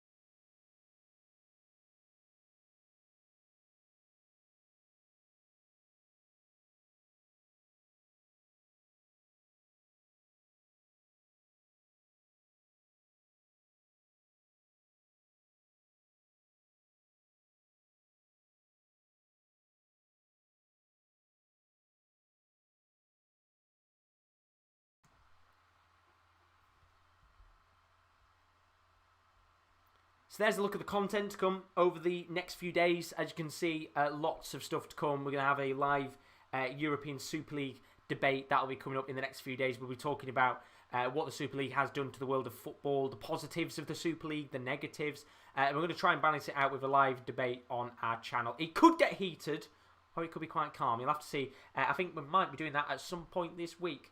Bit of breaking news has come out. Manchester United, in the last half an hour, have now officially confirmed that Ed Woodward will be leaving his role as vice director at the end of the season. So he will be leaving the club at the end of the season, which is massive, of course. He had to leave, especially with everything that was going on with the European Super League. So he's confirmed to be out. But with the way that the table is looking like now, Peter Wright is down to 8th in the Premier League. He's got -7 difference, 1 point ahead of Rob Cross. James Wade is now up to 7th with 7 points, but he's only 1 point away from getting himself into the top 4. So that is how tight the Premier League is right now. And I'll tell you one thing, Peter Wright must be bricking himself, because he could be in with a shout of being in the bottom 2 maybe on Judgment Night and being booted out of the tournament, which would be quite the surprise. Don't think many people would have expected that one, that's for sure. But let's talk through the game for the moment there, and talk through that match between Peter Wright and James Wade, because, look, credit has to go to James Wade. He will have known how important tonight was, I think, especially with the other results across the Premier League this evening. This game was more detrimental to go out there and get a win after Rob Cross lost. And he did it with flying colours. I mean, 105.76 average. He pretty much continued where he left off yesterday in his match, with a 63.64% checkout success, which now means he's the best finisher in the Premier League, and he bloody deserves it. With 7 out of 11 on doubles. With a ton plus checkout of 100. As for Peter Wright, only a 98.36 average with a 57.14% checkout success, which on other days would probably be fairly alright and get you the win. But look, Peter Wright, that -7 difference is catastrophic. He is now in a really, really bad position where you feel like if he doesn't get in the next 2 nights, and specifically probably tomorrow, if he doesn't get a win, 7-1, 7-2, 7-3 maybe, I think, at a push, he is in serious, serious trouble. Because the one thing for me, right, is that I've said this throughout the entirety of the tournament, Rob Cross, when he's played, has not played a bad match. He's always been in games. I don't think there's been any ever matches, maybe one, I think the MVG game maybe, where he's been battered by maybe 3-4 legs or more. He's always in games. He's always only losing it by 1 legs or 2. And in the end, those games that he's picked up, where he hasn't picked up points, but he only lost by 1 or 2 legs, will actually come back potentially and be his saviour to why he survives. But Peter Wright, he's had too many games where he has lost by 3 legs, 4 legs, and ultimately it has cost him to be sat there on a -7 legs difference, and that could be the real difference maker come Judgment Night, because the next game that Peter Wright's got, which I'm going to check now, sorry if it does lag, Peter Wright tomorrow has got Glen Durrant. So, I mean, that is the biggest saviour he's probably ever going to get, the fact that he plays Durant. But what he cannot allow himself to do is let Durant get many legs on the board. He has to go out there and beat him 7-1, 7-2, 7-3 and reclaim those legs back, or else we could be sat here on Judgment Night on Thursday, which he does play, by the way, on Thursday night, on Judgment Night. Where is he? Jose de Souza. And that's not going to be an easy game, especially with how Jose de Souza's been playing over the last few nights. So he's got to go out there and make the most of that Glen Durrant game, or else we could be sat here on Thursday saying Peter Wright could be relegated. As for James Wade, good result tonight, good performance overall, gets himself that all-important result that keeps him well and truly not just in the balance for Premier League survival, but also in the balance for the top 4, which is massive for him. But now, let's move on to the game of the night. I think is the game we've all been waiting for. Michael van Gerwen against Gary Anderson. If this was a match in football, this would be an El Clasico. This is a humongous game that has had so many historical games in the past. These are 2 former world champions that have come up against each other in finals, in semi-finals. They have won everything that could possibly be won in the game and in the PDC. And they have had so many good games in the past. We'll always remember the, as I said before, the 1 leg where Michael van Gerwen got himself a 9-darter very nearly. He didn't hit it, and then Gary Anderson got the 170. Are we going to see a classic tonight? I don't think we are. I can't remember what I said in the video prediction. Not being able to show them, unfortunately, because Streamlabs has been an absolute prick tonight. But look, I personally think that this is going to be an okay game. I'm hoping, touch wood, I'm wrong, but I really don't want this to be a bad game. And my worry for this is that Gary Anderson so far hasn't been playing as good as he'd like to. He knows he's not been playing well enough. He's joked about it over the last couple of nights. In his press conference yesterday, he was having a good laugh with some of the journalists that were asking him questions. And he said he knows that he's not playing well enough right now. But the worry for me is, Van Gerwen didn't play great last night, did he, against Glen Durrant? So I'm hoping he uses that as the spirit to go out there and get a really good dominant performance tonight. But let's hope Gary Anderson puts in a good performance himself and we can have an absolute belter, because these two have got so much history against each other that I'd love to come out tonight and say that was the game of the night. And we had a fantastic match overall. But let's have a look in terms of where they are odds-wise. Sky Bet predicting Michael van Gerwen currently still as the favourite to win the Premier League, as you would expect, odds of 13-8. As for Gary Anderson, he is currently sat with odds of 10-1 to win the Premier League. Of course, his tricky start to life in this season's Premier League has caused him to be a little bit behind the rest of the pack. But no doubt after Peter Wright's defeat, his odds might have just dropped slightly. And then when you look at the odds for them to reach the semi-final, Michael van Gerwen again on top with odds of 1-12. He'll be hoping that he can go out there and just get a few extra points on the board to keep himself up in the top 4. Gary Anderson with odds of 7-4. He'll be hoping those odds can shoot up tonight with the semi-finals. Still a long way away, let's not forget. We've got another 9 nights before we know who's going to be in the semi-finals. So there's a lot of games still to be played, but you just know right now that ultimately you cannot afford to drop any points the rest of this Premier League campaign. As I've said multiple times tonight, we've got no winners on the Sports Corner Super 6. If you're wanting to stream, you're wondering what is the Sports Corner Super 6. We're doing this competition throughout the Premier League of Darts this week. You've got to guess the 6 scores of the matches alongside your sudden death answer, and the winner could get themselves... It was £10 tonight, but the prize is going to roll over. It is £15 tomorrow that one of you guys could win on the stream. If you do want to take part, then I would highly recommend checking out our social media links. That's where we tweet it out early in the afternoon.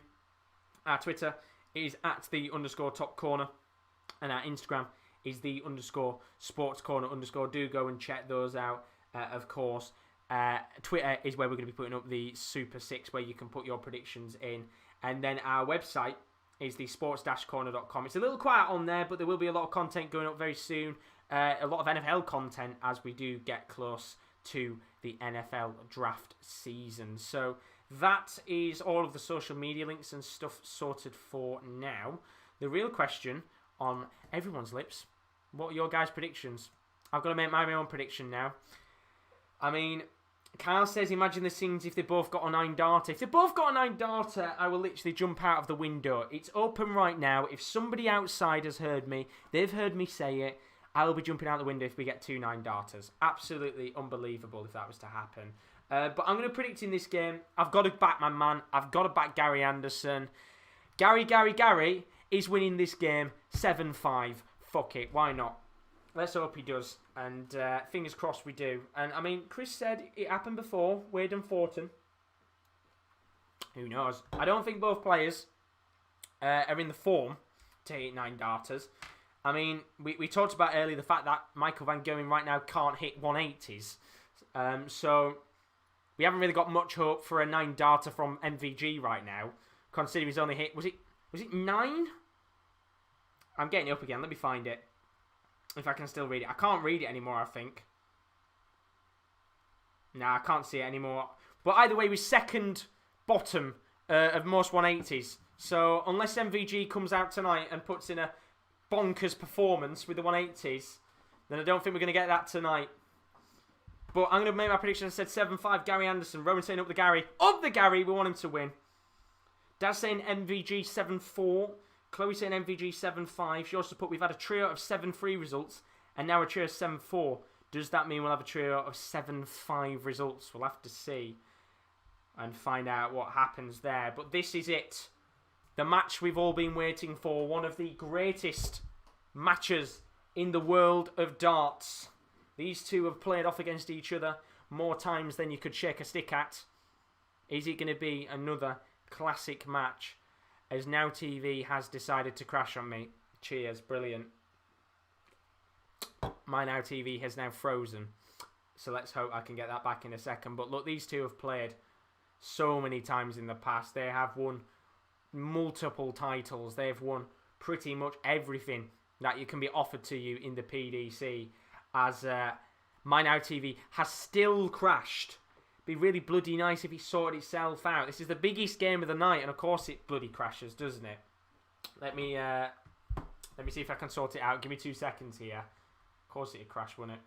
Piece of shit. There we go. We're sorted. We're all good.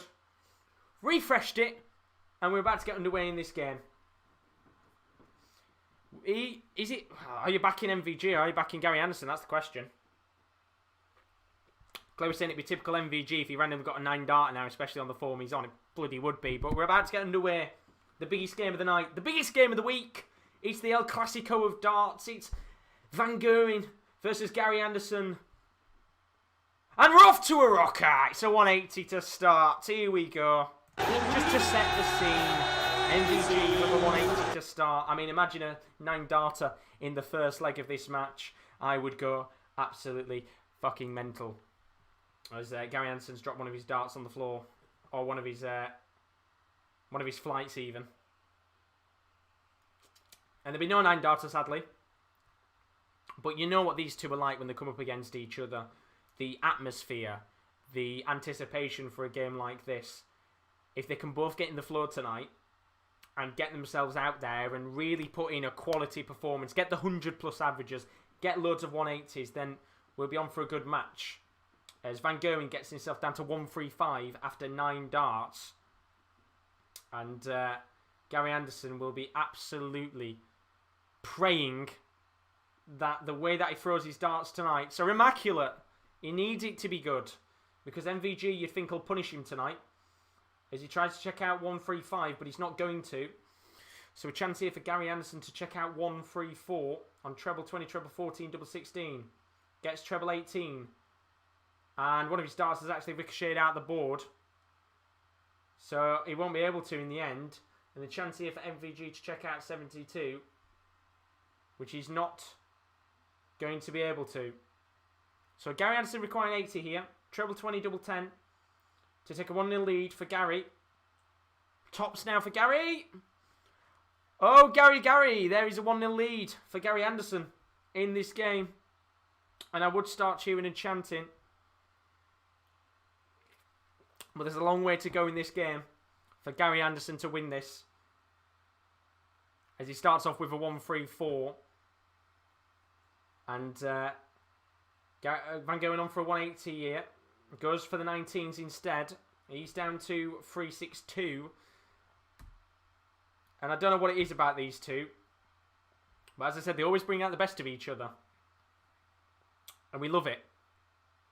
And already tonight, as you'd expect, MVG trying to put in a better performance than he did against Durant, because that game was awful. And it'll be out of his memory already. Won't even be thinking about that game yesterday. As Gary Anderson here gets 72 to put himself down to 2-5-2. MVG maybe with a chance here to capitalise and take a bit of a foothold in this leg, which he is, because he gets a 140 and he's down to 1-2-7. So Van Gerwen in checkout territory. Gary Anderson, though, he's into checkout territory himself. He's down to 1-5-2. But what about MVG here? Treble 20 needed, which he's not going to get. Gets treble 19, so bull, which he doesn't get. But he leaves the outer bull. And Gary Anderson's going to have to check out the 1-5-2 to take a 2-0 lead. Or you would assume MVG will be making it one leg apiece in this clash of the Titans. So 2 darts to double 8 here for for MVG. And here's double 8. And it's 1-1 in this game. And MVG gets back into it. And no doubt tonight, had this game I don't know where it would have been in the Premier League on night 7. I don't know which stadium it would have been in had it have taken place normally, but the stadium would have been absolutely rocking full of fans for this match as Gary looks to smack in his first 180. Goes for 17 instead. But he's in the driving seat here already as MVG gets 96 to put himself down to 348. And I think it's really crucial here that Gary does get a few trebles on the board, which he doesn't. And only gets himself down to 309 after getting 455, sorry. So advantage now maybe to MVG here. As he gets to 140. He's down to 208. And you just feel with the start of this game, again, for me, just Gary Anderson, he just does... He has no idea where his darts are going right now. I don't think he even knows himself where his darts are going. And I just worry in a game like this, specifically for Gary, that if he doesn't keep a flow in this, and MVG just rocks on and tries to get an absolute battering against him, that, you know, if this game was to end 7-2, 7-3 to MVG, his legs difference would take a real battering, which is not what he wants, as MVG will leave himself with 24. Gary Anderson with a chance here to check out the 1-2-9. Needs treble 19, which he's not going to get, so treble 20 for the bull, which he doesn't get, and he hits the outer bull. So it's 2-3 darts at double 12 here for MVG to take a 2-1 lead, which he will. And perfect so far on the checkouts. 2-1 to MVG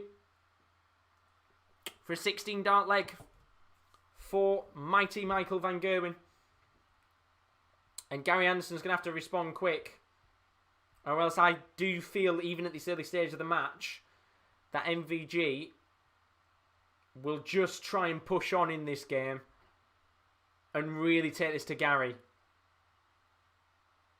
He's at 361 here, MVG. Gary Anderson only gets 76 to leave 340. And again, MVG now in the driving seat.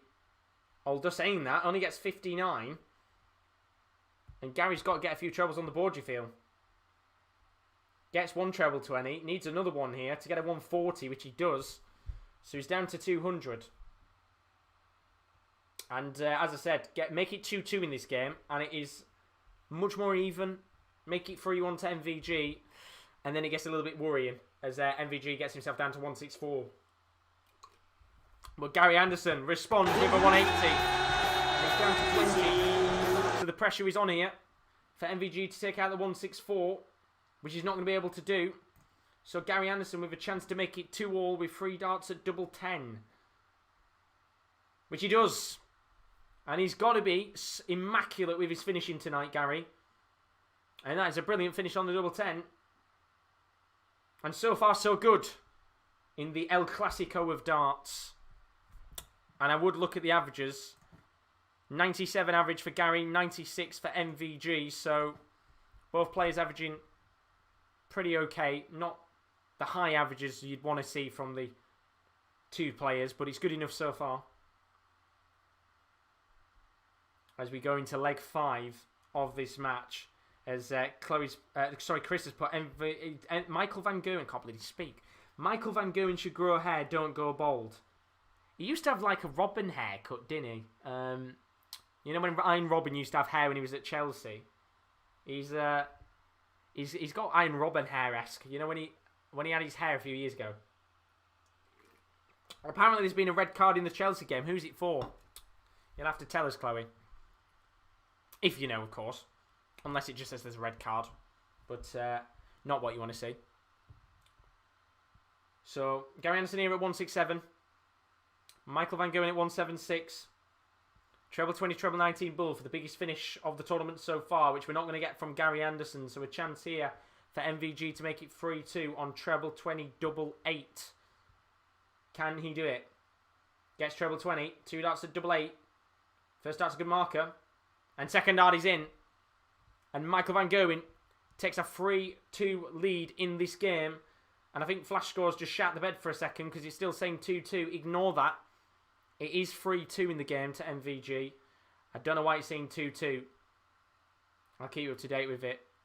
if it doesn't update the score, because that's wrong.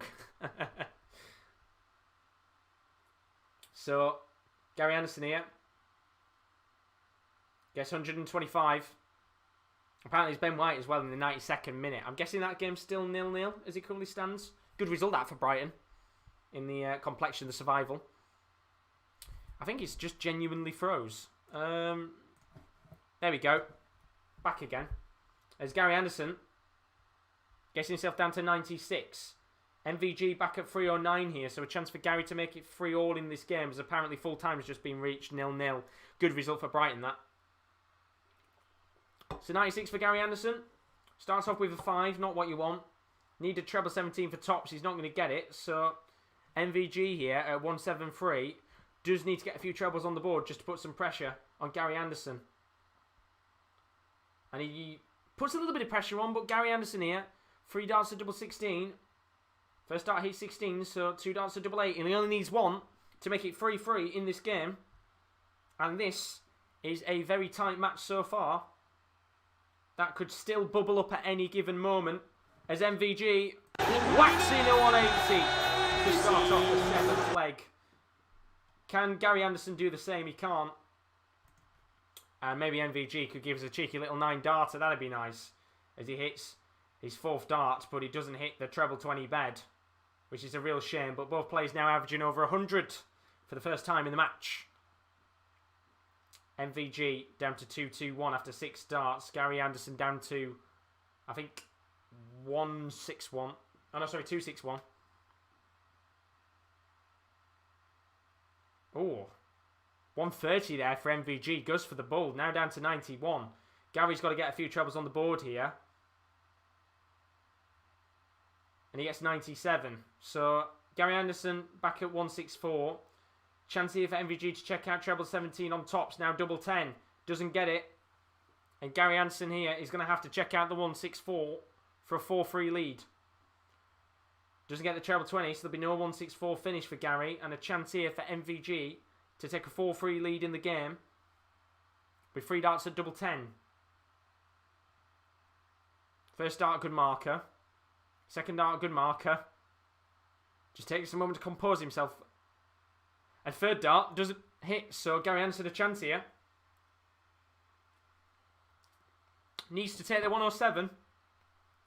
Gets 19. Gets treble 20. 1 dart at double 14 for a lead, and he just doesn't get it. And that outside chance there for Gary Anderson might have just gone here, because MVG back at double 10. First dart misses. Second dart hits 10. 1 dart at double 5, which he gets. And you feel that was kind of deserved for MVG to get the 4th leg to his name in this match. As Gary Anderson looks to smack in a 180 to start. And that is a great response from Gary Anderson. A 180 to respond to the checkout from Michael van Gerwen. And now Gary Anderson's turn to try and get a few more on the board. Gets a treble 1, so no 9-darter chance, unfortunately. But he is down to 247 after 6 starts. With Gary Anderson averaging 101. Michael van Gerwen averaging 97. As Chris has race for top 4 still on, well, should I be saying that? Who knows these days with the world of football? You don't know what's happening. Although now the Super League's dead, we can all focus on the Champions League again. So MVG back at 3-2-1 here. Gary Anderson at 107. He's going to have 6 starts to check this out, so he doesn't have to rush to check it out. And he will just try and leave himself in a decent checkout, which he's going to leave 48. With Van Gerwen back at 2-2-5. And you would assume, as I said, he's going to have 6 starts maybe here at the 48, which he won't technically have 6 starts, unless MVG checks out the 1-2-9. But 2 darts at tops here for 4-4. First dart misses. Second dart hits 20. And this would be the perfect moment for MVG to come to life if he was to check out the 1-2-9. Gets 19. Needed treble 20 for the ball, which he doesn't get. So Gary Anderson coming back here to make it 4-4 on double 10. First dart misses. Second dart, good marker. Really needs to make the most of it. And he doesn't. And he does what Van Gerwen did just a leg ago. And miss double 10. Which MVG can pounce on here. With 1 dart at double 9. Which he gets. And that is a 2-leg lead on Gary Anderson. And breathing space with a 2-leg buffer over Gary Anderson. And the Flying Scotsman has now got to get a few legs back on the board quick, or else if Van Gerwen wins the next leg, he will take a guaranteed point in this El Clasico of darts. And it's not obviously the most amazing of affairs, but there's still time. As I said, these types of games like to bubble up. But Gary will be kicking himself because he's done really well to keep himself in this game, but now MVG looking to try and get a foothold of this match. As Van Gerwen's at 2-6-1. Anderson at 3-2-1. And you would feel here that if MVG gets a few more trebles on the board, which he gets 64, might just be a little bit of a dip in play here. And that's where Gary Anderson needs to make the most of it. MVG averaging 95. Gary Anderson averaging 97. So you can see both players' averages have just slightly decreased as the game's gone on. But it's all about capitalising. There's a big roar from MVG there. Not because he's won the leg. Just because he's not hitting the right sections of the board, I think. So treble 17, double 12. 2 darts at double 12 for 6-2. Sorry, 6-3 even. 1 dart at double 6, which Gary doesn't get. Sorry, MVG doesn't get. So Gary now has a chance with 2 darts at tops to make it 5-4, which he does.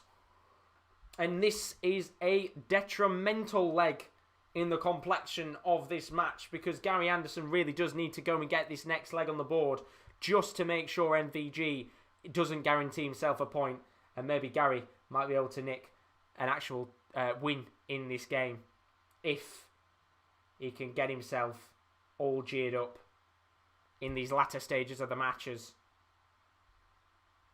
But yeah, it's not the greatest of games, this one. Not be a classic, sadly. But Gary here, on course for a 180, which he doesn't, but a 140 will do. He's down to 270. Just got to make sure that MVG doesn't get a few trebles on the board, which he has. Gets 100 to leave 261. And you just feel maybe here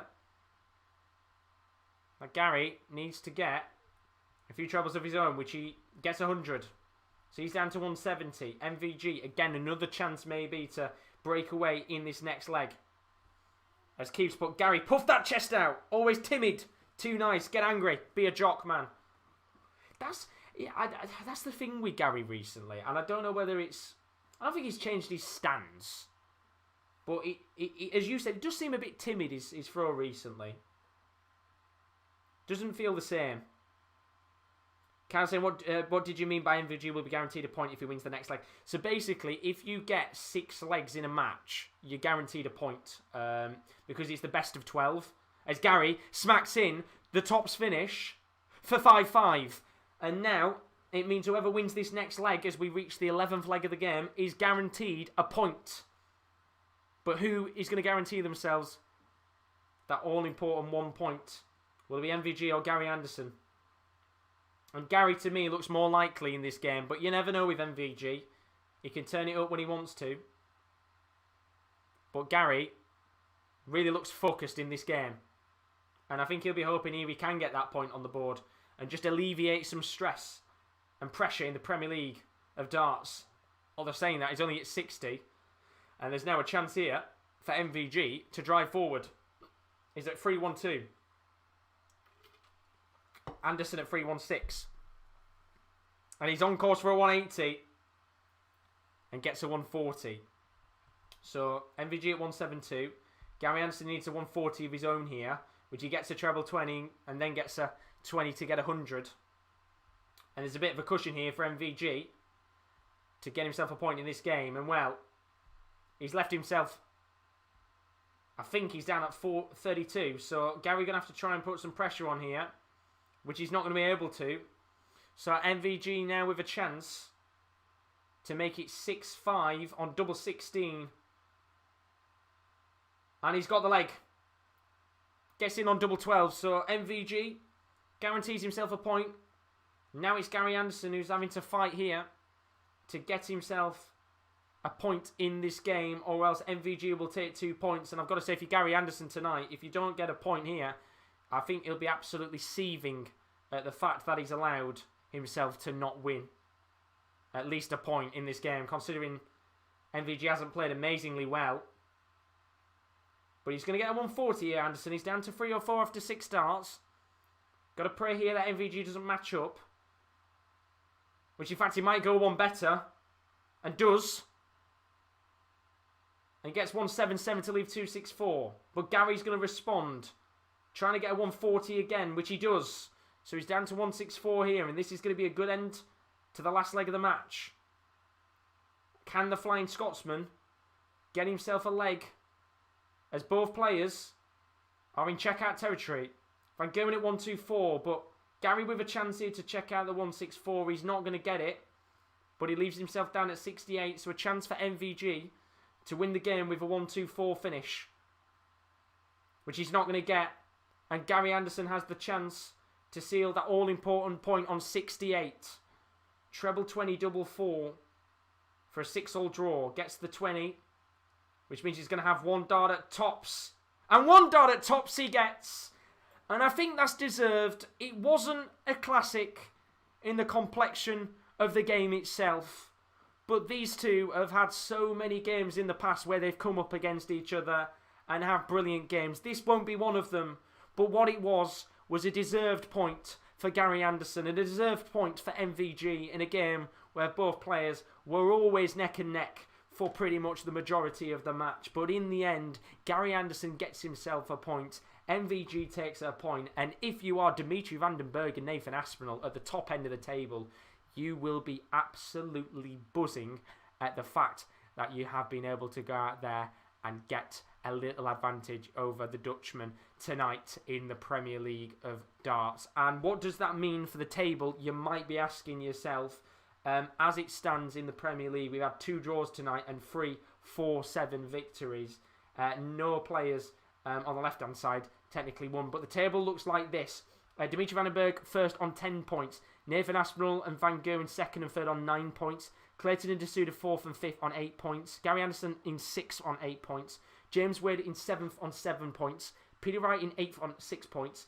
Rob Cross in the bottom 2 on 5 points. Glen Durrant sat bottom of the league on 0 points, which is a real shame for him indeed. And when you look back at that match, MVG in that game averaged 98.25. Gary Anderson averaging 97.37. 28.57 checkout success for MVG tonight, which again was just not good enough for MVG. And you could argue Gary Anderson could have deserved the win in that game, but he gets a point in the end. And MVG is trying his hardest to fight to get as many points as he can while he's not playing well. Gary Anderson, 42.86% on his checkouts. He will be, I think, a little bit frustrated tonight that he didn't go out there and get a win, but a point will certainly do at this stage of the Premier League, that's for sure. But look, it was a very good night overall, I think you have to say. And we still have plenty more games to come over the next few days. You do not want to miss out on it. It's going to be brilliant indeed. Don't forget, tomorrow night we've got more action to come in the Premier League of darts. And it's going to be a fantastic game indeed, that is for sure. First up on the night, as you can see in a second for night 8, it's going to be, boom, Rob Cross, who takes on Nathan Aspinall, and Rob Cross so desperately needs a victory at this stage of the Premier League as Nathan Aspinall looks to move up the table. Game number 2 of the night sees Gary Anderson in another tough game. He comes up against Dimitri van den Berg. Can the Belgian top of the Premier League, or will Gary Anderson fight back as he looks to fight for the top 4? Match 3. What a game this is. Michael van Gerwen up against Jose de Souza. It's the special one against mighty Michael van Gerwen, who will come out on top in that game. It's a brilliant night because then James Wade takes on Jonny Clayton. James Wade coming off the back of 2 games where he's averaged 105 plus. Jonny Clayton hasn't had a win in the last 2 games. Can he get a win tomorrow night against James Wade? And then the final game of the night, it is a must win for Peter Wright, or he could find himself in the battle for survival on Judgment Night. He comes up against Glen Durrant, who is already one of the players eliminated from the Premier League of Darts. And what a night it'll be tomorrow. So many good games. I'm really, really excited for it. And we'll have all that action live from around about 7 p.m. UK time tomorrow night. It's going to be fantastic indeed. Don't forget, we've got a whole host of other content to come up on the channel over the next few days. As you can see, Match Day 30 Goals Show. That's live tomorrow from 7:20 with the Sports Corner team. They're going to be covering all the games in the Bundesliga. And then you can join me from around about 7:05 for the Premier League of Darts Night 8, the final night before we reach Judgment Night. What a night that's going to be. Who's going to be going down with Glen Durrant? You can find out on Thursday from 7:05. And then the rest of the action over the next few days. A-League Watchalong live Friday morning. Melbourne Victory taking on Western Sydney Wanderers. That's live with Rome from 10 a.m. And then we also have Lyon versus Lille. That's live from 5 to 8 on Sunday night. What a game that's going to be in League Earned. And then don't forget, we will have a European Super League debate live on the channel later this week. What a stream that is going to be. It's going to be very exciting to talk about the Super League and how it's crashed and burnt, which is brilliant indeed.